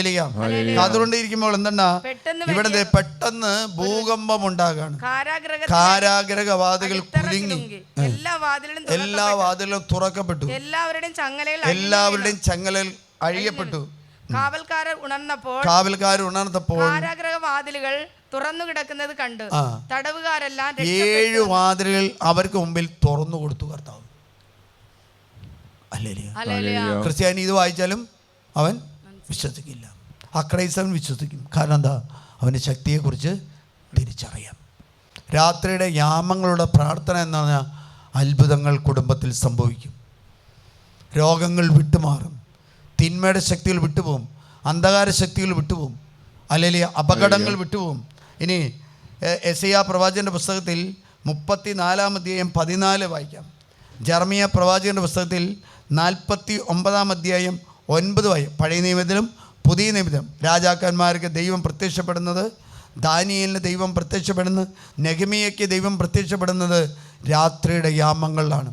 ദാനിയേൽ പ്രവാചകൻ ദർശനങ്ങൾ കിട്ടുന്നത്, ദാനിയേൽ പ്രവാചകന് സന്ദേശങ്ങൾ കിട്ടുന്നത് രാത്രിയുടെ യാമങ്ങളിലാണ്. അല്ലേ? അപ്പൊ രാത്രിയാണോ പ്രാർത്ഥിക്കേണ്ടത്, പകലാണോ പ്രാർത്ഥിക്കേണ്ടത്? രാത്രിയാണ്. നമ്മളെന്താണ് ചെയ്യുന്നത്? നമ്മൾ രാത്രി കിടന്നുറങ്ങിയിട്ടും രാത്രി TV കണ്ടിരുന്നിട്ടും പുലർച്ചയ്ക്ക് കൂടുതൽ നേരം കിടന്നുറങ്ങിയിട്ടും പകൽ പ്രാർത്ഥിക്കുക എന്ന് പറയും. പകലും പ്രാർത്ഥിക്കില്ല, രാത്രിയും പ്രാർത്ഥിക്കാതെ യോനയെ പോലെ ഇങ്ങനെ നടക്കും. ഞാൻ കരിസ്മാറ്റിക് പ്രസ്ഥാനത്തിൻ്റെ നേതാവാണ്. ഞാൻ ഇടവകയിലെ പ്രാർത്ഥനാ ഗ്രൂപ്പിൻ്റെ, ഞാൻ ധ്യാനകേന്ദ്രത്തിലെ ആ വലിയ ധ്യാനഗുരു കഴിഞ്ഞ പിന്നത്തെ ആളായിരുന്നു ഞാനാണ്. കാട്ടുപൂച്ചയും കഴുതപ്പുലിയും ഏറ്റുമുട്ടും, കാട്ടാടുകൾ പരസ്പരം പോരിന് വിളിക്കും. രാത്രിയിൽ ദുർമന്ത്രവാദിനി അവിടെ ഇറങ്ങി വിശ്രമ സങ്കേതം കണ്ടെത്തും. മന്ത്രവാദം ചെയ്യുന്നത് പോലും, ആഭിചാര പ്രവൃത്തികൾ ചെയ്യുന്നത് പോലും, നാഗപൂജകൾ ചെയ്യുന്നത് പോലും 2:30-3:30 സമയത്തിൻ്റെ ഇടയാണ്. നിങ്ങൾ കേട്ടിട്ടുണ്ടാവും, ഒരു മന്ത്രവാദിയെ അവരുടെ ഓല കിട്ടാൻ വേണ്ടി കൊല്ലാതെ മരിച്ചു എന്ന് വിചാരിച്ചിട്ട് തൊടുപുഴയിലുള്ള ഒരു മന്ത്രവാദിയെ അവൻ്റെ ശിഷ്യൻ ആ ഓലകൾ കിട്ടാൻ വേണ്ടി കൊന്നതിന് ശേഷം കുഴിയിൽ അടക്കം ചെയ്തു. പക്ഷെ അവൻ മരിച്ചിട്ടുണ്ടായില്ല. മരിക്കാതെ അവൻ കുഴിയിൽ അടച്ചു. അവന് ഹല്ലേലൂയ. പിന്നീട് രഹസ്യങ്ങൾ പുറത്തു വന്നപ്പോഴാണ് അറിയുന്നത്, ആ കുഴി തുറന്നു കഴിഞ്ഞപ്പോൾ പോസ്റ്റ്മോർട്ടം ചെയ്തപ്പോഴാണ് അറിയുന്നത്, മരിക്കാതെയാണ് ആ വ്യക്തിയെ എവിടെ കുഴിച്ചിട്ടത്? ഈ ഓലകൾക്ക് വേണ്ടി, മന്ത്രവാദത്തിൻ്റെ ഓലകൾ കിട്ടാൻ വേണ്ടി കുഴിച്ചിട്ടു. ഹല്ലേലൂയ. നമ്മൾ ഭക്ഷണപദാർത്ഥങ്ങളെ ശ്രദ്ധിക്കണം. ഒരു കോൺവെൻറ്റിൽ അവരുടെ സ്കൂളിലുള്ള ഒരു പ്രധാനപ്പെട്ട സാറ് അച്ചാർ ഇട്ട് കൊണ്ടുവന്ന് കൊടുക്കുമായിരുന്നു. അച്ചാർ ഇപ്പോൾ അവർക്ക് രോഗങ്ങൾ പടരുന്നു. അച്ചാർ ഭക്ഷണപദാർത്ഥം ഒന്നും പാവമല്ല, ഉണ്ടാക്കുന്ന രീതി അനുസരിച്ചാണ് പാവമാകുന്നു. അല്ലേലിയ. അപ്പോൾ ഈ മനുഷ്യൻ ഈ അന്ധവിശ്വാസത്തിന് അടിമപ്പെട്ട നാഗപൂജ ചെയ്യുന്ന മനുഷ്യനാണ്. അപ്പോൾ ഇങ്ങനെ ഇവർക്ക് ഒന്നൊന്നായിട്ട് 12 സിസ്റ്റർമാരുണ്ട്. ഇവർ അച്ചാർ നല്ലതാണല്ലോ എന്ന് ധരിച്ച് കഴിക്കും. ഈ രോഗങ്ങൾ കടന്നു വരികയാണ്. അല്ലെങ്കിൽ കേട്ടുകൊണ്ടിരിക്കുന്ന ഒരു അച്ചാറെന്ന് കേൾക്കുമ്പോൾ എന്താണെന്ന് നോക്കി, അച്ചാറല്ല, ഇത് പൂജ ചെയ്ത അവസ്ഥ. അപ്പോൾ ഇവർ ഒരു സിസ്റ്റർ ഹോസ്പിറ്റലിൽ നിന്ന് ഇറങ്ങുമ്പോൾ അടുത്ത ആൾ കയറും, അടുത്ത ആൾ ഇങ്ങനെ കയറി 12 ആളും ആസ്പത്രിയിൽ. അപ്പോൾ അവരുടെ പ്രൊവിൻഷ്യൽ ഇവിടെ പറഞ്ഞു വിട്ടു. ഞാനിങ്ങനെ ഇവിടെ വരുന്ന സമയത്ത് ഇവിടെയും അടയാളങ്ങൾ സംഭവിക്കുക. ഞാൻ അവരോട് ചോദിച്ചു, അവരുടെ ഫ്രിഡ്ജിൽ ഒരു പാമ്പ് ചത്തിരുന്നു. ഫ്രിഡ്ജിൽ ഒരിക്കലും പാമ്പ് കയറുമോ? ഇല്ലല്ലോ. ഫ്രിഡ്ജിൽ ഒരു പാമ്പ് കയറിയിട്ട് ചത്തിട്ട് അതിൻ്റെ ഡോറിൻ്റെ ഇതാണ്. പിന്നെ അവരോട് കുറേ അടയാളങ്ങൾ ചോദിച്ചു. അടയാളങ്ങൾ അപ്പം ഞാൻ ഇങ്ങനെ ചോദിച്ചു, ആ സമയത്ത് തന്നെ കർത്താവ് തരാണ് ഒരു അച്ചാറിൻ്റെ മണം വരാം, ഒരു അച്ചാർ നിങ്ങളുടെ ഭവനത്തിൽ ആരെങ്കിലും തരുന്നുണ്ട് പുറത്തുനിന്ന്. അപ്പോൾ അവർ പറഞ്ഞു ഞങ്ങളുടെ സ്കൂളിലെ സാറാണ്, ഏറ്റവും ഇഷ്ടപ്പെട്ട സാറാണ്, അവർ തരുന്നുണ്ടെന്ന് പറഞ്ഞു. അപ്പോൾ ഇങ്ങനെ സംസാരിച്ച് വന്നപ്പോൾ അതിലൊരു സിസ്റ്റർ പറഞ്ഞു, ആ സാറ് ഒരു തവണ ഇങ്ങനെ പറഞ്ഞു, എവിടെയോ പ്രാർത്ഥിക്കാൻ പോകുന്നുണ്ട്, അത് 2:30-3:30 സമയത്താണ് പ്രാർത്ഥിക്കുന്നത് രാത്രി, അത് നാഗപൂജയാണെന്ന് പറഞ്ഞു. അപ്പോൾ ഞാൻ പറഞ്ഞു ആ സാധനമാണ് ഈ പാമ്പ് അല്ലേ, ആ പാമ്പ് എവിടെ വന്നു? ഇവിടെ. അതിന് ശേഷം പറഞ്ഞു ഇത് കഴിക്കരുത്, കാരണം ഭക്ഷണപദാർത്ഥം പാപമല്ല, പക്ഷേ അവരുണ്ടാക്കുന്നത് അവരുടെ അന്ധവിശ്വാസത്തിലേക്ക് പോയതുകൊണ്ട് ആ അന്ധവിശ്വാസത്തിൻ്റെ അടിസ്ഥാനത്തിലാണെങ്കിൽ അത് പാപമാണ്. ഹല്ലേലൂയ. ഞാൻ അവരോട് പറഞ്ഞു ഇത് കഴിക്കണ്ട, ഇത് കഴിക്കാതിരിക്കെ നിങ്ങളുടെ അവിടെ ഡെലിവറൻസ് കർത്താവ് തുടങ്ങും. അപ്പോൾ അവർ പറഞ്ഞു അച്ഛൻ വന്നൊന്ന് വെഞ്ചിരിക്കണം എന്ന് പറഞ്ഞു. ഞാനവർ പ്രാർത്ഥിക്കാൻ വിട്ടു. പിറ്റേ ദിവസങ്ങളിൽ അടയാളങ്ങൾ സംഭവിച്ചു. അതിനുശേഷം അവിടെ മുറ്റത്ത് അവിടെ സ്കൂളിൻ്റെ ചുറ്റുവനും ഒരു 7-10 പട്ടികളുണ്ട്. പട്ടികൾ ഓരോന്നും ചാകാനും മാറാനും തുടങ്ങി, വ്യത്യാസങ്ങളും സംഭവിച്ചു. അവർ ഇങ്ങനെ ചെയ്ത് അവർ 2-3 ആൾ പുലർച്ചയ്ക്ക് എഴുന്നേറ്റ് പ്രാർത്ഥിക്കാനങ്ങ് തുടങ്ങി. പ്രാർത്ഥിക്കാൻ തുടങ്ങിയാൽ ദൈവം എന്ത് ചെയ്തു? അത്ഭുതം അല്ലേ. അതേ 49:9 ജെറമിയ പ്രവാചകന്റെ പുസ്തകത്തിൽ 49:9 പ്രകാരം പറയാണ്, മുന്തിരി ശേഖരിക്കുന്നവർ കുറച്ചെങ്കിലും അവശേഷിപ്പിക്കാറില്ലേ? രാത്രിയിൽ വരുന്ന കള്ളന്മാർ തങ്ങൾക്ക് വേണ്ടതെല്ലാം എടുക്കും. ഏസാവിനെ ഞാൻ ശൂന്യമാക്കി അവന്റെ ഒളി സങ്കേതങ്ങൾ തുറന്നിട്ട് അവന് ഒളിച്ചിരിക്കാൻ കഴിയുകയില്ല. അവന്റെ മക്കളും സഹോദരരും അയൽക്കാരും നശിച്ചു, അവർ ഇല്ലാതെയായി. നിന്റെ അനാഥരായ മക്കളെ എന്നെ ഏൽപ്പിക്കുക. അതെന്നാ കള്ളന്മാരെ ഏറ്റവും കൂടുതൽ കക്കാൻ വരുന്നത് പകലല്ല, രാത്രിയാണ്. മോഷ്ടാക്കൾ, പിശാച് നശിപ്പിക്കാൻ വരുന്നത്. അതുകൊണ്ടാണല്ലോ ഉടമ്പടി എടുത്ത് പ്രാർത്ഥിക്കാൻ പറയുന്നതിൻ്റെ കാരണം, നമ്മൾ നമ്മുടെ കുടുംബാംഗങ്ങളായിട്ടും ഈ ലോകമായിട്ടും ലോകത്തിലെ വസ്തുക്കളായിട്ടും മീഡിയ ആയിട്ടും സമ്പർക്കം പുലർത്തുന്നതിന് മുമ്പ് നാം ചെയ്യുന്നൊരു കാര്യമാണ്, നാമും ദൈവവും തമ്മിലുള്ള ഉടമ്പടി പുനഃസ്ഥാപിക്കുകയാണ്, പുതുക്കുകയാണ് ചെയ്യുന്നത്. ഓരോ ദിവസവും നമ്മൾ പ്രാർത്ഥന നടത്തുമ്പോൾ അത് പുതുക്കുകയാണ് ചെയ്യുന്നത്. അതുകൊണ്ട് 33 ദിവസത്തെ വിമല ഹൃദയ പ്രതിഷ്ഠയിൽ പ്രകടന 3 ഹൃദയങ്ങളുടെ ഒന്നാവലാണ് പ്രാർത്ഥന. ഏതായിരിക്കും ഒന്നാമത്തെ ഹൃദയം എന്ന് പറയുന്നത്? ഈശോയുടെ ഹൃദയം. രണ്ടാമത്തെ ഹൃദയം എന്ന് പറയുന്നത് പരിശുദ്ധ അമ്മയുടെ ഹൃദയം. മൂന്നാമത്തെ ഹൃദയം എൻ്റെ ഹൃദയം, ആ ഹൃദയത്തോട് ചേർന്നിരിക്കുന്ന. അതുകൊണ്ടാണ് ഇപ്രകാരം പ്രാർത്ഥിക്കുമ്പോൾ ഒരു വ്യക്തി ചെയ്യുന്നത്, പ്രാർത്ഥിക്കുമ്പോൾ പാപങ്ങൾ കഴുകിക്കളയുക ചെയ്യുന്നു. ഹല്ലേലൂയ. അതുകൊണ്ട് 7 യാമങ്ങളാണുള്ളത്. എവിടെ കിടക്കുന്നതെന്ന് പറഞ്ഞാൽ 119 സങ്കീർത്തനത്തിൽ 164 ഖണ്ഡികയിൽ പ്രകാരം 7 യാമങ്ങളുടെ പ്രാർത്ഥന. ഇന്നെടുത്ത് വായിക്കാമോ? ഇപ്രകാരമാണ്. അതുകൊണ്ട് ഇസ്രായേലിൻ്റെ യഹൂദന്മാരുടെ ഏറ്റവും വലിയ പ്രയറാണ് ക്ഷേമ പ്രയർ. അങ്ങയുടെ നീതിയുക്തമായ കൽപ്പനകളെ പ്രതി ദിവസം 7 പ്രാവശ്യം ഞാൻ അങ്ങയെ സ്തുതിക്കുന്നു. ഹല്ലേലൂയ. പ്രാർത്ഥിക്കുന്ന ഒരു വ്യക്തിക്ക് ദൈവം കൊടുക്കുന്ന ഒരു പേരാണ് ശ്രേഷ്ഠ എന്ന് പറഞ്ഞാൽ, ആ വാക്കുപയോഗിക്കുന്നത് ഒരു അച്ഛന് വേണ്ടിയല്ല, ഒരു ശ്രേഷ്ഠ മെത്രാപ്പൊലിത്തയ്ക്ക് വേണ്ടിയാണ്. ഹല്ലേലൂയ. നമുക്ക് സീറോ മലബാർ സഭയിൽ ഒരു ശ്രേഷ്ഠ മെത്രാപ്പൊലിത്തേ ഉള്ളൂ അല്ലേ, ഒരു മെത്രാപ്പൊലിത്തേ ഉള്ളൂ അല്ലേ. അപ്പോൾ എന്താ, പ്രാർത്ഥിക്കുന്ന വ്യക്തിക്ക് ദൈവം പറയുന്നത്, അവൻ വിളിച്ചപേക്ഷിക്കുമ്പോൾ തന്നെ ഞാൻ അവൻ്റെ അടുത്ത് എത്തും. ഹല്ലേലൂയ. ഹല്ലേലൂയ. ഇപ്രകാരം പറയാണ്, ഒരു യഹൂദൻ്റെ പ്രാർത്ഥന തുടങ്ങുന്നത് തലേ ദിവസത്തെ പ്രാർത്ഥനയോട് തുടങ്ങിയ എന്ന് പറഞ്ഞാൽ 6 മണി തൊട്ട് പിറ്റേ ദിവസം 6 മണിയാണ്. അതുകൊണ്ട് നിങ്ങൾ അച്ഛന്മാരുടെയും സിസ്റ്റർമാരുടെയും മഠങ്ങളിലോ പള്ളിയിലൊക്കെ ചെയ്യുമ്പോൾ ഒന്ന് പോകുമ്പോൾ ചോദിക്കുന്ന നല്ലതാണ്, അച്ഛാ ആ പുസ്തകം ഒന്ന് കാണിച്ചു തരാമെന്ന്. ഓർത്തഡോക്സിലുണ്ട്, യാക്കോബിറ്റിലുണ്ട്, സീറോ മലബാർ സഭയിലും സീറോ മലങ്കര സഭയിലും ലത്തീൻ സഭയിലും കാറോയ പട്ടം സ്വീകരിക്കുമെന്ന് ഒരു ആർത്തിക്ക് കൊടുക്കുകയാണ്. സഭയ്ക്ക് വേണ്ടി പ്രാർത്ഥിക്കാൻ യാമങ്ങളുടെ പ്രാർത്ഥനാ പുസ്തകം അവന് കൊടുക്കുക.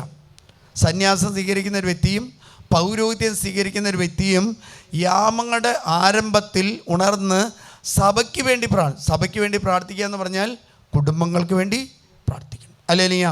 ഒന്നാം യാമം തുടങ്ങുന്നത് എപ്പോഴാണെന്ന് വെച്ചാൽ അത് 6 മണി തൊട്ട് 9 മണി വരെയുള്ള സമയമാണ്. അല്ലേലിയ. 6 മണി തൊട്ട് 9 മണി വരെയുള്ള സമയമാണ്. അല്ലേലിയ, അല്ലേലിയ.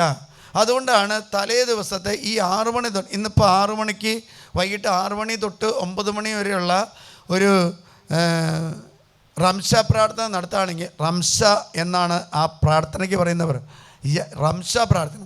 ആ റംഷ പ്രാർത്ഥനയിൽ വായിക്കുന്ന ഏതായിരിക്കും വായിക്കുന്നത്? സുവിശേഷം.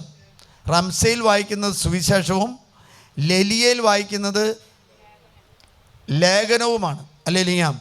അപ്പോൾ റംസ പ്രാർത്ഥനയിൽ വായിക്കുന്ന പുസ്തകം ഏതാണെന്ന് വെച്ചാൽ അത് 4 സുവിശേഷങ്ങളിൽ നിന്ന്. ആ സുവിശേഷം പിറ്റേ ദിവസം വിശുദ്ധ കുർബാന മധ്യേ വായിക്കാനുള്ള സുവിശേഷ ഭാഗമാണ് ഈ റംസ പ്രാർത്ഥനയിൽ നമ്മൾ പ്രാർത്ഥിക്കുന്നത്. അല്ലേലിയ. അത് യഹൂദന്മാരുടെ പ്രാർത്ഥനാ രീതിയാണ്. അത് യഹൂദന്മാർ മുടങ്ങില്ല. യഹൂദന്മാരെ പോലെ ഇത്രയും പ്രാർത്ഥിക്കുന്ന ചടങ്ങ് എന്ന് പറഞ്ഞു കഴിഞ്ഞാൽ അവർ കൽപ്പനകൾ ലംഘിക്കാതിരിക്കുന്ന ഒരു സമൂഹം വേറെ ഇല്ല. അതുകൊണ്ടാണ് അവരെ തോൽപ്പിക്കാൻ പറ്റാത്തത്. അതുകൊണ്ട് 6 മണി തൊട്ട് 9 മണി വരെയുള്ള പ്രാർത്ഥനാ സമയം എന്ന് പറഞ്ഞാൽ അവരുടെ പീക്ക് ടൈമാണ്. നമ്മുടെ വീട്ടിൽ 6 മണി തൊട്ട് 9 മണി വരെ ഉള്ള സമയം എന്ന് പറഞ്ഞാൽ എല്ലാ ചപ്പുചവറുകളും വന്ന് വീഴുന്ന സമയമായിരിക്കും. അതുകൊണ്ടാണ് ജോൺ പോൾ 2 മാർപ്പാപ്പ ടി വിക്കിട്ട പേരെന്തെന്ന പിശാചിൻ്റെ പേടകം. പിശാചിൻ്റെ പേടകം. അല്ലേലിയ. അത് കാണാതിരിക്കാൻ നമുക്ക് സാധ്യമില്ല. അല്ലേലിയ. കാണണ്ടെന്ന് പറയുന്നില്ല, വാർത്ത കേൾക്കുന്നത് നല്ലതാണ്. അല്ലെങ്കിൽ വചനപ്രഘോഷം, ശാലോമോ ഗുഡ്നസ്സോ അങ്ങനെ കാണുന്നതല്ല. അല്ലേലിയ. ഈ ചർച്ചാ ക്ലാസ്സുകളും ആ കോമിക്കയോ എല്ലാം കണ്ട് പിള്ളേരുടെ ബുദ്ധിയും എന്ന് പറഞ്ഞാൽ നമ്മുടെ ഈ ബുദ്ധിയിൽ സെൽസുകളാണ്. അല്ലേലിയ. എന്തുകൊണ്ടാണ് കാണരുതെന്ന് പറയുന്നതും അത് ആവശ്യമുള്ളത് കാണുക, ആവശ്യമില്ലാത്തത് കണ്ടാൽ എന്താ പറഞ്ഞാൽ നമ്മുടെ ബുദ്ധികൾ നമ്മുടെ ഈ മൊബൈലിൽ സേവ് ചെയ്യുന്നത് പോലെ എല്ലാ വസ്തുക്കളും സേവ് ചെയ്ത് കഴിഞ്ഞാൽ പിന്നെ ഇത് ഡിലീറ്റ് ചെയ്യാതെ നമുക്ക് ഓർമ്മശക്തി. നിങ്ങൾ 10 വർഷം 20 വർഷം മുമ്പ് കണ്ട ഒരു സിനിമയുടെ കഥ ഇപ്പോഴും ഒരു കാര്യം നഷ്ടപ്പെടാതെ കൃത്യമായിട്ട് പറയാൻ പറ്റും. ഇന്ന് വായിച്ച സുവിശേഷ ഭാഗം ഏതാണെന്ന് വെച്ചാൽ തപ്പണ്ട വരും. അല്ലേലിയ. വീട്ടിൽ എത്ര ആൾ, ഞാൻ ഇവിടെ കൗൺസിലിങ്ങിന് വരുമ്പോൾ ചോദിക്കാം, വീട്ടിൽ എത്ര ആളുണ്ടെന്ന് ചോദിച്ചാൽ തപ്പുകയാണ് ഇരുന്നത്. അപ്പച്ചൻ്റെ ചേട്ടനിയന്മാർ എത്രയുണ്ട്, മക്കൾ എത്രയുണ്ടെന്ന് തപ്പുകയാണ് ചെയ്യുന്നത്. അപ്പം എന്താ, ടി വിയിലെ നടിനടന്മാരുടെ കാര്യങ്ങൾ പറയാനും ഒക്കെ കൃത്യമായിട്ട് അറിയാം. പക്ഷേ കുടുംബ ബന്ധങ്ങൾ ഇന്ന് ശിഥിലമായിക്കൊണ്ടിരിക്കുന്നത് എന്തുകൊണ്ടാണെന്ന് വെച്ചാൽ മീഡിയയാണ്. അവർ ഈ യഹൂദന്മാർ അവർ നേരത്തെ ഭക്ഷണം കഴിക്കും. അവർ ഈ പ്രാർത്ഥന കഴിച്ച് അവരൊന്നിച്ചിരുന്ന് സംസാരിച്ച് ഈ ഭക്ഷണം കഴിച്ച് അവർ ഉറക്കത്തിലേക്ക് പോകും. അടുത്ത കിടക്കുന്നതിന് മുമ്പ് അവർ ഭക്ഷണം കഴിച്ചു കഴിഞ്ഞ് അവർ വീണ്ടും പ്രാർത്ഥനയിലേക്ക് പോവുകയാണ്. ആ പ്രാർത്ഥന ഏതാണെന്നാൽ ലലിയ പ്രാർത്ഥനയാണ്. ലലിയ പ്രാർത്ഥന എന്ന് പറയുന്നത് കർത്താവേ ഞങ്ങൾ നിദ്രയിലേക്ക് പോവുകയാണ്. ലലിയ പ്രാർത്ഥന. ആ ലലിയ പ്രാർത്ഥനയിലാണ് പിറ്റേ ദിവസം വായിക്കുന്ന ലേഖന ഭാഗം വായിച്ചുകൊണ്ട് വിശുദ്ധ കുർബാനയ്ക്ക് വേണ്ടി ഒരു പുരോഹിതൻ ഒരുങ്ങുകയും സമൂഹത്തിന് വേണ്ടി പ്രാർത്ഥിക്കുകയും ചെയ്യും. അല്ലേലിയ. നമ്മളെന്തായിരിക്കും, ഭക്ഷണം കഴിഞ്ഞാൽ എല്ലാവരും അവരവരുടെ മുറികളിലേക്ക് പോകും. പിന്നെന്തായിരിക്കും, പ്രാർത്ഥനയെല്ലാം കഴിഞ്ഞ പിന്നെ സോഷ്യൽ മീഡിയ ആയിരിക്കും. അല്ലേ? ആണോ? ആ സമയം കർത്താവിൻ്റെ ദർശനങ്ങൾക്കും വെളിപാടുകൾക്കും വേണ്ടി നമ്മൾ കാത്തിരിക്കേണ്ട സമയം. അല്ലേലിയ. ഞാൻ എൻ്റെ മൊബൈൽ ഒരു 9:45 10 മണി കഴിഞ്ഞാൽ ഞാൻ ഫോൺ എടുക്കാറില്ല. പിന്നെ അത്രയ്ക്ക് ഇപ്പോൾ ബിഷപ്പോസിന്നോ അല്ലെങ്കിൽ അച്ഛന്മാരോ വിളിച്ചാൽ പോകണം. കാരണം എന്താ, അത് ഞാൻ ഉറക്കത്തിലേക്ക് പോകുമ്പോൾ കർത്താവിൻ്റെ ദർശനം. അതുകൊണ്ട് ദാനിയേൽ പ്രവാചകൻ്റെ പുസ്തകത്തിൽ 2:19 പറയാം, ദാനിയേൽ ദർശനങ്ങൾ കാണുക. നമ്മളിപ്പോൾ എന്ത് കാര്യം കണ്ടുകൊണ്ടിരിക്കുന്നു അത് കണ്ടുകൊണ്ട് നമ്മൾ കിടന്നാൽ ദർശനങ്ങളോ വെളിപാടുകളോ നമുക്ക് ലഭിക്കത്തില്ല. നമ്മൾ കാണുന്ന ഇപ്പം ചിലവർ പറയാറുണ്ട്, അച്ഛാ അവിടെ ആരോ നിൽക്കുന്നത് കാണുന്നു, ഇവിടെ ആരോ നിൽക്കുന്നത്, ആരാണെന്ന് നോക്കിയിട്ട് കാണുന്നില്ല. അവിടെ കാണോ? എവിടെ കിടക്കുന്നത്? തലയിൽ. ആ ചേച്ചി പറയും തലയിലാണ്.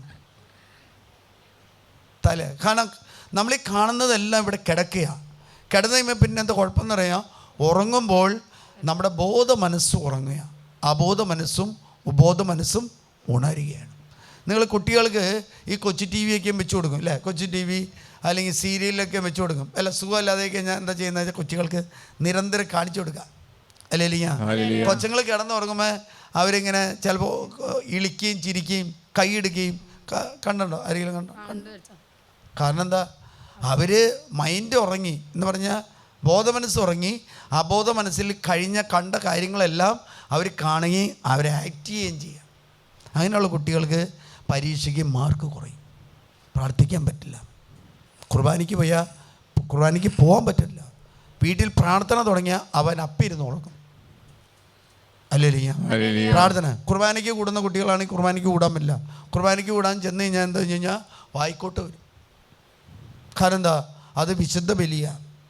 ഈ കാണുന്ന കാര്യങ്ങൾ, ഈ ഈവിൾ പവർ വരുന്ന ഈ സോഷ്യൽ മീഡിയ ഇങ്ങനെ കാണുന്ന, ഞാനൊരു കൊച്ചിനെ പ്രാർത്ഥിക്കാൻ ചെന്ന് കഴിയുമ്പോൾ അവർ പറയാണ് കൊച്ചിന് TV മുറിയിൽ വെച്ച് കൊടുക്കുക. എന്തിനാണെന്ന് വെച്ചാൽ പറഞ്ഞു. അപ്പോൾ എനിക്ക് മനസ്സിലായി ഇനിയും പ്രാർത്ഥിക്കാൻ പോകേണ്ടി വരും. എന്താണെന്ന് വെച്ചാൽ ആ കൊച്ച് കുറേ കൊച്ചു TV കാണട്ടെ. അപ്പോൾ ഒരു വർഷം കഴിയുമ്പോൾ വീണ്ടും നമ്മൾ ആ കൊച്ചിന് വേണ്ടി പ്രാർത്ഥിക്കാൻ പോകേണ്ടി വരും. അല്ലേ? കാരണം എന്താ, കൊച്ചിനെ വീണ്ടും അടിമയാക്കുക. കാരണവന്മാരുടെ വിചാരം കൊച്ചു പിള്ളേർക്ക് സാധനമൊക്കെ വെച്ച് കൊടുത്താൽ നല്ലതാണെന്ന്. വല്ല കളിക്കാൻ വല്ല പാട്ടങ്ങളോ അല്ലെങ്കിൽ തന്നെ കളിക്കുന്ന പാട്ടങ്ങളുണ്ട്, കൂടെ ഇരുന്ന് കളിക്കുന്ന പാട്ടങ്ങളുണ്ട്. അല്ലേ? ഒന്ന് വായിക്കാമോ? രാത്രിയിൽ ഒരു ദർശനത്തിൽ രഹസ്യം വെളിപ്പെട്ടു. ദൈവിക രഹസ്യങ്ങൾ വെളിപ്പെടുന്നത് എപ്പോഴാണെന്ന് വെച്ചാൽ രാത്രിയുടെ യാമങ്ങളിലാണ്. ഇഷ്ടംപോലെ സംഭവങ്ങൾ പറയും, ഇഷ്ടം പോലെ. നിങ്ങൾ രാത്രി അടിച്ചു കഴിഞ്ഞാൽ, ബൈബിൾ അടിച്ചു കഴിഞ്ഞാൽ ആ രാത്രിയിൽ നടക്കുന്ന ദർശനങ്ങളെക്കുറിച്ച്, രാജാക്കന്മാർക്ക് ദർശനങ്ങൾ കിട്ടുന്നു. അതുപോലെ തന്നെ സോളമന് 2 ദിനവൃത്താന്തങ്ങൾ പുസ്തകം 1:7 ദൈവമായ കർത്താവ് പ്രത്യക്ഷപ്പെടുന്നത്. നമ്മൾ സോഷ്യൽ മീഡിയയും TV-യും അല്ലെങ്കിൽ ഈ വർത്താനൊക്കെയും പറഞ്ഞിട്ട് കിടന്നു കഴിഞ്ഞാൽ ദർശനങ്ങൾ കിട്ടുമോ? ദൈവമാണോ വരുന്നത്? മാലാഖയാണോ വരുന്നത്? പിശാചാണോ വരുന്നത്? ദുഷ്ടാത്മാവാണ്? ഏതായിരിക്കും വരുന്നത്? ഏത് നമ്മൾ കണ്ടുകൊണ്ട് കിടക്കുന്നു ആ ദുഷ്ടാത്മാവ് നമ്മളെ. അത് ഇവിടെ പറയാനാ രണ്ടാമത്തെ ഇതിൽ 2:19 ആ ദേശത്ത് എല്ലാവരെയും കൊല്ലാൻ വേണ്ടി തീരുമാനം എടുക്കുന്ന സമയത്ത് രഹസ്യമായിട്ട് ദാനിയേൽ ആ ദേശത്തെ രക്ഷിക്കാൻ വേണ്ടി ചോദിക്കുകയാണ്. അല്ലേ? രക്ഷിക്കാൻ ചോദിക്കുമ്പോൾ ദൈവം രാത്രിയുടെ യാമങ്ങളിൽ ഇവൻ പോകുന്നതിൻ്റെ തലേ ദിവസം തന്നെ ഈ രഹസ്യം അവന് വെളിപ്പെടുത്തി കൊടുക്കുക. അല്ലേലിയ 2:17 2:17. അല്ലേലിയ ദാനിയേൽ വാസസ്ഥലത്ത് ചെന്ന് തന്റെ സ്നേഹിതരായ ഹനനിയായെയും മിഷാലിനെയും കൂട്ടി അസറിയായെയും കാര്യം അറിയിച്ചു. ബാബിലോണിലെ മറ്റും ജ്ഞാനികളോടൊപ്പം താനും കൂട്ടുകാരും. അതെ, ആ ദേശത്തെ എല്ലാ മന്ത്രവാദികളും കൊല്ലുമ്പോൾ ഈ ദാനിയേലും കൂട്ടരും കൊല്ലപ്പെടും. ദാനിയേലിനെ കൂട്ടരെയും കൊല്ലാൻ വരുമ്പോൾ അവൻ ചോദിക്കുന്ന ഈ നിയമം ഇത്ര ക്രൂരമാകാനുള്ള കാരണം എന്താ? അപ്പോൾ പറഞ്ഞു, രാജാവിന് കിട്ടിയ ദർശനം വ്യാഖ്യാനിക്കാൻ ആർക്കും പറ്റില്ല. അപ്പം ദൈവം നൽകുന്ന ദർശനങ്ങൾ വ്യാഖ്യാനിക്കാൻ പറ്റിയില്ലെങ്കിൽ ദുഷ്ടാത്മാവ് നമ്മളെ കൂട്ടിക്കൊണ്ടുപോകും, അന്ധകാര ശക്തി. കാരണം ദൈവം ഈ ലോകത്തിൽ ചെയ്യുന്ന പലരും ഈ 2:30-3 മണിക്ക് എഴുന്നേൽക്കുന്നുണ്ടല്ലോ, അല്ലേ? 3-4 മണിക്ക് എഴുന്നേറ്റ് ഞാൻ എത്ര രോഗിയായാലും എത്ര ഇതായാലും 3-3:15 കർത്താവിനെ ഉണർത്തും. ഒരു ഇസ്ലാം സമുദായത്തിൽപ്പെട്ടൊരു മനുഷ്യൻ പറഞ്ഞത് 2:45 ആരോ വന്ന് ചെവി പറയും, എഴുന്നേക്കെന്ന് പറയും, പ്രാർത്ഥിക്കാൻ പറയും. ക്രിസ്ത്യാനി കൂർക്കം വലിച്ച് കിടന്ന് ഉറങ്ങുന്നു. കൂർക്ക പറിച്ചല്ല, കൂർക്കം വലിച്ച്.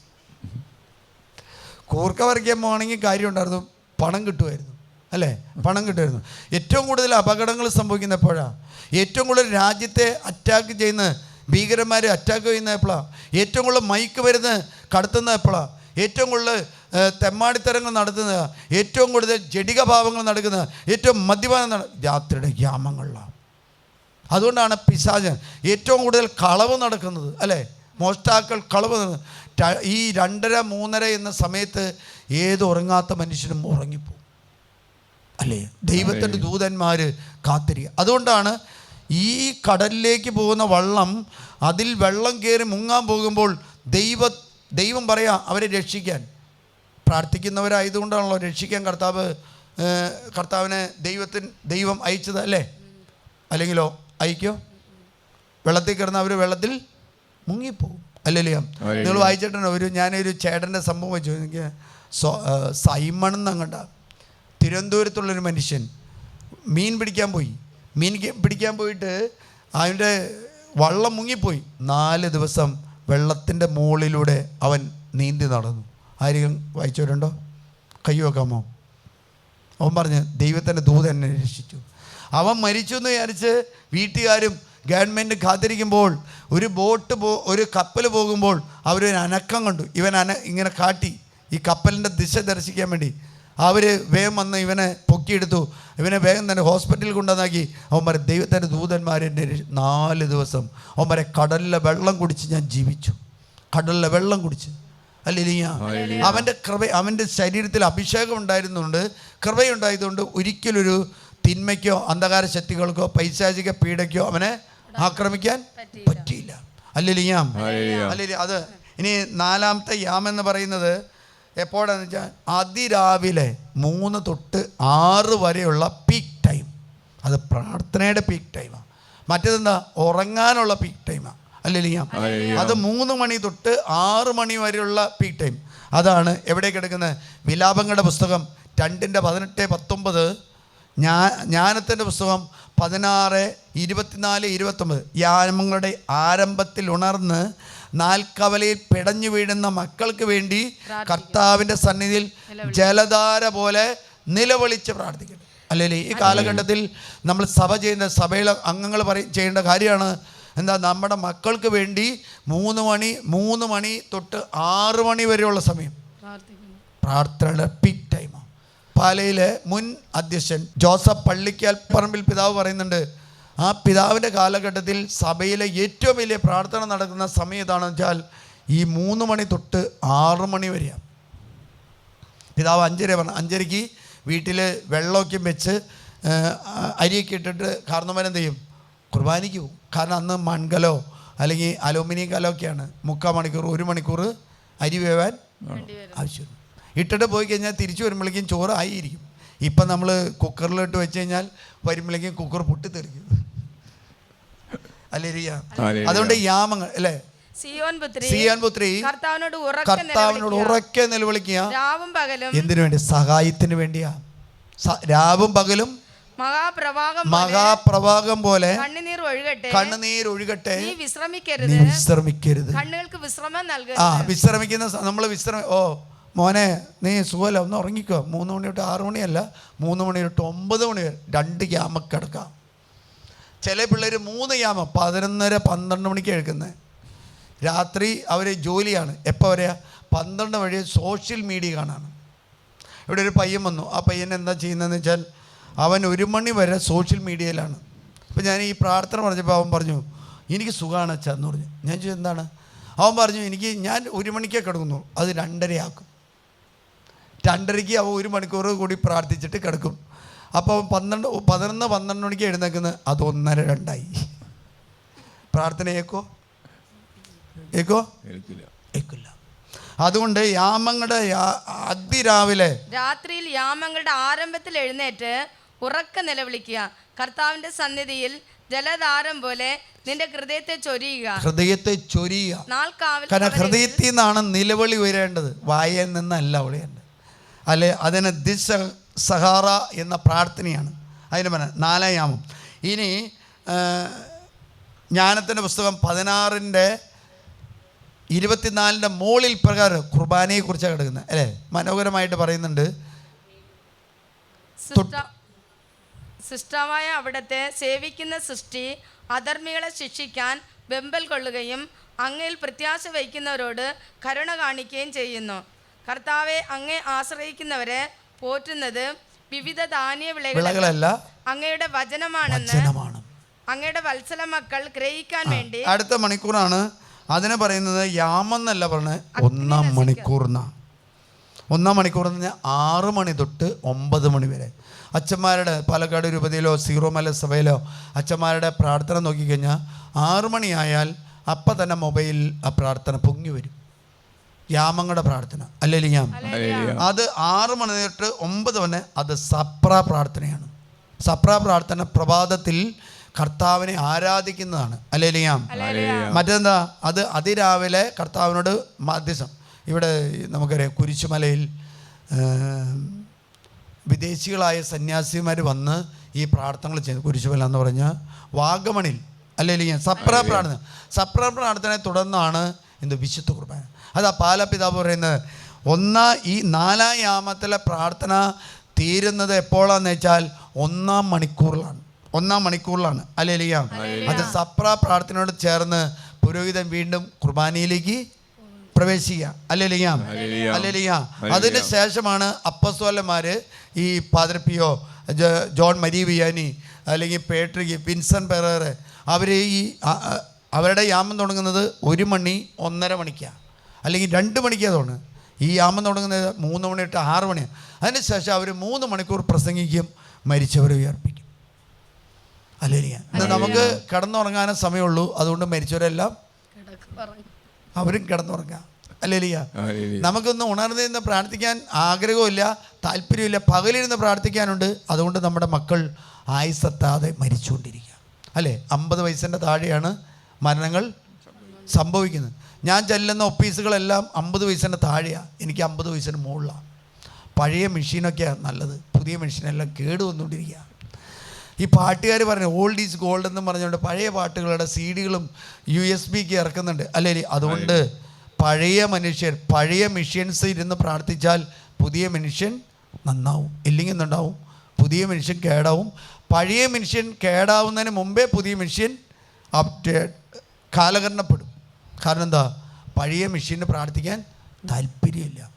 ജീവിതത്തിൽ കാർന്നോമാർ പ്രാർത്ഥിച്ച് പ്രാർത്ഥന കാണിച്ചു കൊടുക്കുകയാണെങ്കിൽ ഒരിക്കലും മക്കൾ പ്രാർത്ഥനയിൽ നിന്നും പിന്തിരിയില്ല. പ്രാർത്ഥിക്കുന്ന മാതാപിതാക്കന്മാരുടെ മക്കൾ ഒരിക്കലും പാപത്തിലേക്ക് പോകാൻ ഇടയില്ല. അടുത്ത യാമപ്രാർത്ഥന എന്ന് വെച്ചാൽ 9 മണി തൊട്ട് 12 മണി വരെ. ഹല്ലേലൂയ. 12 മണിയാണ് ആദ്യം പറഞ്ഞ രാത്രി 9 മണി തൊട്ട് 3 മണി വരെയുള്ളത് 2 യാമങ്ങൾ കൂട്ടിച്ചേർന്നാണ് പ്രാർത്ഥിക്കുന്നത്. അതിനാണ് ലലിയ എന്ന് പറയുന്നത്. 2 യാമങ്ങൾ. കാരണം വിശ്രമത്തിലേക്ക് നിങ്ങൾ കേട്ട് അതിൽ പറയുന്നുണ്ട്, അതിൽ 2 യാമങ്ങളെക്കുറിച്ച് പറഞ്ഞു. അങ്ങനെയല്ല, ഈ ലലിയ കഴിഞ്ഞാൽ അവൻ വിശ്രമിക്കാൻ പോവാണ്. ആ സമയത്ത് ദർശനങ്ങൾ അവന് സ്വപ്നത്തിലൂടെ കിട്ടും. ഹല്ലേലൂയ. ഔസേപ്പിതാവും പരിശുദ്ധ അമ്മയും സ്വപ്നങ്ങൾ കാണുകയാണ്. അല്ലേ? അടുത്തത് 3-ാം മണിക്കൂറാണ്. അതിനെ പറയുന്നത് ദുഫാഹ പ്രാർത്ഥന എന്ന് പറയുന്നത്. അത് 9 മണി തൊട്ട് 12 മണിയാണ്. 3-ാം യാമം എന്നല്ല പറഞ്ഞത്, 3-ാം മണിക്കൂറിലെ പ്രാർത്ഥന. 9 മണി തൊട്ട് 12 മണി വരെയുള്ള പ്രാർത്ഥന. 6-ാം മണിക്കൂർ എന്ന് പറയുന്നത്, 6-ാം മണിക്കൂറിലെ പ്രാർത്ഥന 12 തൊട്ട് 3 മണി വരെ എന്താണ് പ്രാർത്ഥന എന്ന് പറയുന്നത്. അടുത്തത് എന്താണെന്ന് വെച്ചാൽ 3 മണി തൊട്ട് 6 മണി വരെയുള്ള പ്രാർത്ഥനയാണ്. അത് 9-ാം മണിക്കൂർ. ഇതെവിടെ കാണുന്നത്? താലന്തിൻ്റെ ഉപമയിൽ നമ്മൾ കാണുന്നുണ്ട്. ഹല്ലേലൂയ. 9-ാം മണിക്കൂർ, 3-ാം മണിക്കൂറിൽ, 12-ാം മണിക്കൂറിൽ കടന്നു വന്നവർക്ക് എല്ലാം കർത്താവ് 11-ാം മണിക്കൂറിൽ വന്നവർക്ക് 1 ധനാറ കിട്ടിയപ്പോൾ അവർ പറഞ്ഞു 3-ാം മണിക്കൂറിൽ വന്നവർക്ക് കൂടുതൽ കിട്ടുമെന്ന് വിചാരിച്ചു. പക്ഷേ 11-ാം മണിക്കൂറിൽ വന്നവർക്ക് തന്നെ കൊടുത്തതുപോലെ തന്നെയാണ് 3-ാം മണിക്കൂറിൽ വന്നവർക്കും. അല്ല, അപ്പം പകൽ സമയത്തെ എന്തായിട്ടാ 3-ാം മണിക്കൂർ, 9-ാം മണിക്കൂർ, 12-ാം മണിക്കൂർ പറയുന്നു. രാത്രിയെ യാമങ്ങൾ എന്ന് പറയും. ഇത് മൊത്തമായിട്ട് 7 യാമങ്ങളുടെ പ്രാർത്ഥനയാണ്. ഏറ്റവും കൂടുതൽ പ്രാർത്ഥിക്കുന്ന ഒരു സമൂഹം ആരാണെന്ന് വെച്ചാൽ ക്രൈസ്തവ സഭയാണ്. ആ സഭയ്ക്ക് 7 യാമങ്ങളാണുള്ളത്. അത് ചെയ്യുന്ന ആരാണെന്ന് വെച്ചാൽ പുരോഹിതരും സന്യസ്തരും ആ പ്രാർത്ഥന ചെയ്യാനായിട്ട് നിർബന്ധിതരാണ്. രണ്ടാമത് ചെയ്യുന്നൊരു സമൂഹം ഏതാണെന്ന് വെച്ചാൽ അത് ജൂതന്മാരാണ്, ജൂത സമുദായമാണ്. അവർ യാമപ്രാർത്ഥന ചെയ്യുകയും കൽപ്പനകളും പ്രമാണങ്ങളും ചട്ടങ്ങളും നിയമങ്ങളും കുറ്റമറ്റ വിധം അനുസരിക്കുകയും ചെയ്യും. അതുകൊണ്ടാണ് അവരെ തോൽപ്പിക്കാൻ പറ്റാത്തത്. ഹല്ലേലൂയ. കഴിഞ്ഞ ദിവസം ഒരു കുടുംബത്തോടെ ഞാൻ പറഞ്ഞു, അവർക്ക് വേണ്ടി പ്രാർത്ഥിക്കുമ്പോൾ അവരുടെ വീട്ടിൽ അപകടങ്ങൾ സംഭവം. ഞാൻ ചോദിച്ചു, ചില കാര്യങ്ങൾ ചോദിച്ചു. അപ്പോൾ അവർ പറഞ്ഞു, അതൊന്നും ഒരു പാവമല്ല അച്ഛാ, ക്രിസ്ത്യാനിക്കൊന്നും പാവമല്ല. പക്ഷെ വീട്ടിൽ പൈസയോ മേൽഗതിയോ പുരോഗതിയോ ഉണ്ടാവില്ല. വെള്ളിയാഴ്ച ഇറച്ചി കഴിക്കും കേട്ടോ, അതൊന്നും വലിയ വിഷയമില്ല അച്ഛാ. അച്ഛനൊക്കെ ഈ കാലഘട്ടത്തിൽ ഇങ്ങനെ പറയാമെന്ന് പറഞ്ഞു. ഹല്ലേലൂയ. ഒരു ചേട്ടൻ ഇവിടെ നിത്യാരാധനയിൽ ഇരുന്ന് എഴുന്നേറ്റ് വേണം. ഞാനിവിടെ അപ്പോൾ ഇവിടെ ഒരു ഉത്സവം നടക്കുക. ഇവിടെ പ്രദേശത്ത് ഉത്സവം നടക്കുമ്പോൾ ആ ചേട്ടൻ ഒരു ഇലക്ട്രീഷ്യൻകാരനാണ്. ആ ചേട്ടൻ നല്ല സെറ്റൊക്കെ എടുത്ത്, നല്ല സെറ്റിൻ്റെ ഷർട്ടൊക്കെ ഇട്ട് ഒരു വിജാതി ദേവൻ്റെ അടുത്ത് പോയി ഭസ്മൊക്കെ തേച്ച് വരാം. അപ്പം ഞാൻ പറഞ്ഞു, ചേട്ടാ ഇത് നമുക്ക് പാവാം. അപ്പോൾ ചേട്ടൻ പറഞ്ഞു, ഈ അച്ഛനൊന്നും ഈ കാലഘട്ടത്തിന് യോജിച്ച വൈദ്യനല്ല. ആ ചേട്ടൻ ഈ പാലക്കാടില്ല. കാരണം എന്താ? ആ അച്ഛന്മാർ കാലഘട്ടത്തിന് യോജിച്ചവരല്ല വേണ്ടത്. കാലഘട്ടത്തിന് യോജിച്ച അച്ഛനാണോ വേണ്ടത്? ആണോ? വലിയ കടബാധ്യത വന്നു. വീട്ടിലെ ഓരോ വസ്തുക്കളും ആളുകൾ എടുത്തിട്ട് പോയി. വലിയൊരു കട, വലിയ ബിസിനസ് നടത്തി. ബിസിനസ്സല്ല, ചില ചിട്ടികളാണ്. ആ ചിട്ടികൾ പൊളിഞ്ഞു പോയി. അല്ലെങ്കിൽ ക്രിസ്ത്യാനിക്ക് അവിടെയും പോയി തൊഴും, ഇവിടെയും പോയി തൊഴും, അപ്പുറത്തും പോയി തൊഴും. ഗീവരിശുനാളിനെയും പാമ്പിനെയും തൊട്ട് മുത്തിയതുപോലെ ഏതാ രക്ഷിക്കുന്നതെന്ന് ആർക്കും അല്ലെങ്കിൽ ഞാൻ ഒരു ചേട്ടനോട് ചോദിച്ചു, പ്രകാരം ചേട്ടാ, ചേട്ടന് 10-25 വർഷം മുമ്പ് ഒരു ആക്സിഡൻറ്റ് പറ്റിയിട്ടുണ്ടോ? ഏത് ചേട്ടനോട് ചോദിച്ചാൽ ഞാൻ പറഞ്ഞു ബൈക്ക് ആക്സിഡൻറ്റ് പറ്റിയിട്ടുണ്ട്. ചോദിച്ചു, ചേട്ടാ വീട്ടിലെന്തെങ്കിലും നാളെ നോക്കുമോ? അതൊക്കെ അച്ഛാ, അതൊക്കെ ചുമ്മാ നോക്കുന്നല്ലേ, വലിയ കാര്യമുണ്ടോ? ചോദിച്ചു വന്നാൽ പറയാണ്, വീട്ടിൽ എന്തോ സ്ഥലം നോക്കുന്ന സമയത്ത് അവർ പറഞ്ഞു ഇത് പെട്ടെന്ന് തീരാൻ വേണ്ടി ഒരു തേങ്ങ ഉടച്ചോട്ടെ എന്ന്. ഉടച്ചോളാൻ പറഞ്ഞു. ഉടയ്ക്കാൻ പറ്റുമോ? മുറി കൃത്യമായിട്ട് പറഞ്ഞു പരപണി പൂർത്തിയാവുമെന്ന് പറയും. പരപണി പൂർത്തിയായിട്ടുള്ള ഇതിലായി അതിരാവിലെ ഉണർന്ന് പ്രാർത്ഥിക്കാനാണ് നമുക്ക് സാധിക്കും. അല്ലെങ്കിൽ യാമങ്ങളെക്കുറിച്ച് നിങ്ങളോടൊന്നും പറഞ്ഞാലൊന്നും നിങ്ങൾക്ക് മനസ്സിലാവില്ല. പറ്റുമോ? അച്ഛന്മാർക്കും സിസ്റ്റർമാർക്കും യാമങ്ങളുടെ പ്രാർത്ഥനയെക്കുറിച്ച് പരിശീലിപ്പിച്ചതിന് ശേഷമാണ് ആ പ്രാർത്ഥനയിലേക്ക് പ്രവേശിക്കുന്നത്. അതുകൊണ്ടാണല്ലോ പത്രോസും പൗലോസും സീലാസും ദേവാലയത്തിലേക്ക് പോകുമ്പോൾ അവിടെ നിഴലടിക്കുമ്പോൾ രോഗികൾ സൗഖ്യം പ്രാപിക്കുന്നു. അവരെ നിഴലടിക്കുമ്പോൾ പിശാചുബാധിതർ വിട്ടുപോകും. അവർ തൊട്ട വസ്തുക്കൾ തൊടുമ്പോൾ വിട്ടുപോകും. കാരണം എന്താ? അവർ പ്രാർത്ഥിക്കുമ്പോൾ ദൈവത്തിൻ്റെ കൃപ അവരിലേക്ക് കടന്നു വരും. ഹല്ലേലൂയ. പുതിയ നിയമത്തിൽ സുവിശേഷത്തിൽ ഈശോ യാമങ്ങളുടെ 4-ാം യാമത്തിൽ ഇറങ്ങി വന്ന് കുടുംബങ്ങളെ രക്ഷിക്കുന്നത് എന്താണെന്ന് വെച്ചാൽ, കർത്താവിനെ വിളിച്ചപേക്ഷിക്കുന്ന കുടുംബങ്ങളുടെ മേൽ എന്ത് അനർത്ഥങ്ങളോ അപകടങ്ങളോ തിന്മകളോ പൈശാചികപീഡ രോഗപീഠകളോ കടന്നു വന്നാൽ അവൻ ഉണർന്ന് പ്രാർത്ഥിക്കുന്നുണ്ടെങ്കിൽ ദൈവം യേശുവിനോട് പറയും പോയി രക്ഷിക്കാൻ. ഹല്ലേലൂയ. അതുതന്നെ അത്ഭുത പ്രവർത്തനങ്ങൾ, അപ്പസ്തോല പ്രവർത്തനന്മാർ നമ്മൾ കാണുന്നത്. അപ്പസ്തോലന്മാർ പോയിടത്തെല്ലാം അവർ തലകീഴായിട്ട്, നമ്മൾ വായിച്ച സുവിശേഷത്തിൽ 16:8 പറയാം, അവർ പോയി സുവിശേഷം പറയുമ്പോൾ തലകീഴായിട്ട് ലോകത്തെ മറിക്കാൻ പറ്റി. കണ്ണുകളടച്ച് കരങ്ങളൊന്നും ഉയർത്ത, കർത്താവേ എന്നെ നീ ശക്തിപ്പെടുത്തണമേ, എന്നെ നീ ബലപ്പെടുത്തണമേ കർത്താവേ. പ്രാർത്ഥനയുടെ യാമങ്ങളിൽ നീ പിതാവുമായിട്ട് ബന്ധങ്ങൾ സ്ഥാപിച്ചതുപോലെ എന്നെയും ബന്ധങ്ങൾ സ്ഥാപിക്കാൻ നീ ഉപകരണങ്ങളാക്കി മാറ്റണമേ കർത്താവേ. എനിക്ക് വേണ്ടി, എൻ്റെ കുടുംബത്തിന് വേണ്ടി, എൻ്റെ കുടുംബാംഗങ്ങൾക്ക് വേണ്ടി, എൻ്റെ മക്കൾക്ക് വേണ്ടി, എൻ്റെ തലമുറയ്ക്ക് വേണ്ടി, എൻ്റെ ദേശത്തിന് വേണ്ടി കർത്താവിൻ്റെ തിരുസന്നിധിയിൽ കരഞ്ഞ് പ്രാർത്ഥിക്കാൻ കൃപ നൽകണമേ. അക്രൈസ്തവർക്ക് വേണ്ടി പോലും പ്രാർത്ഥിക്കാനുള്ള കൃപ എനിക്ക് നൽകണമേ കർത്താവേ. അല്ലെങ്കിൽ കണ്ണുകളെ അടച്ച് മനസ്സുകൾ തുറന്ന് ഹൃദയം തുറന്ന് കരങ്ങളൊന്നും എന്റെ ദൈവമേ വിളിക്കട്ടെ, എല്ലാവരും വിളിക്കുക. ദാവീദിന്റെ പുത്രനായ യേശുവേ എന്റെ മേൽ കനിയണമേ എന്ന് ബർത്തിമേവൂസ് വിളിച്ച സമയത്ത് യേശുവിന്റെ മനസ്സിലത് തൊട്ടി, ഹൃദയത്തിൽ തൊട്ടി. കാരണം അവന്റെ തലമുറയെ വിളിച്ചാണ് അവൻ പ്രാർത്ഥിക്കുന്നത്. ദാവീദിന്റെ പുത്രനായ യേശുവേ എന്റെ മേൽ കനിയണമെന്ന് പറയുമ്പോൾ അവൻ തിരിഞ്ഞു നിന്നു. അവന് വേണ്ടി എന്ത് ചെയ്യണമെന്ന് ചോദിച്ചു. അവനെ വിളിക്കാൻ പറഞ്ഞു. അവൻ പുറങ്കുപ്പായം വലിച്ചെറിഞ്ഞ് യേശുവിന്റെ അടുത്തേക്ക് ചെന്നു. യേശു അവനെ തൊട്ടു. അവൻ സുഖം പ്രാപിച്ചു. Hallelujah, hallelujah, hallelujah, hallelujah, hallelujah.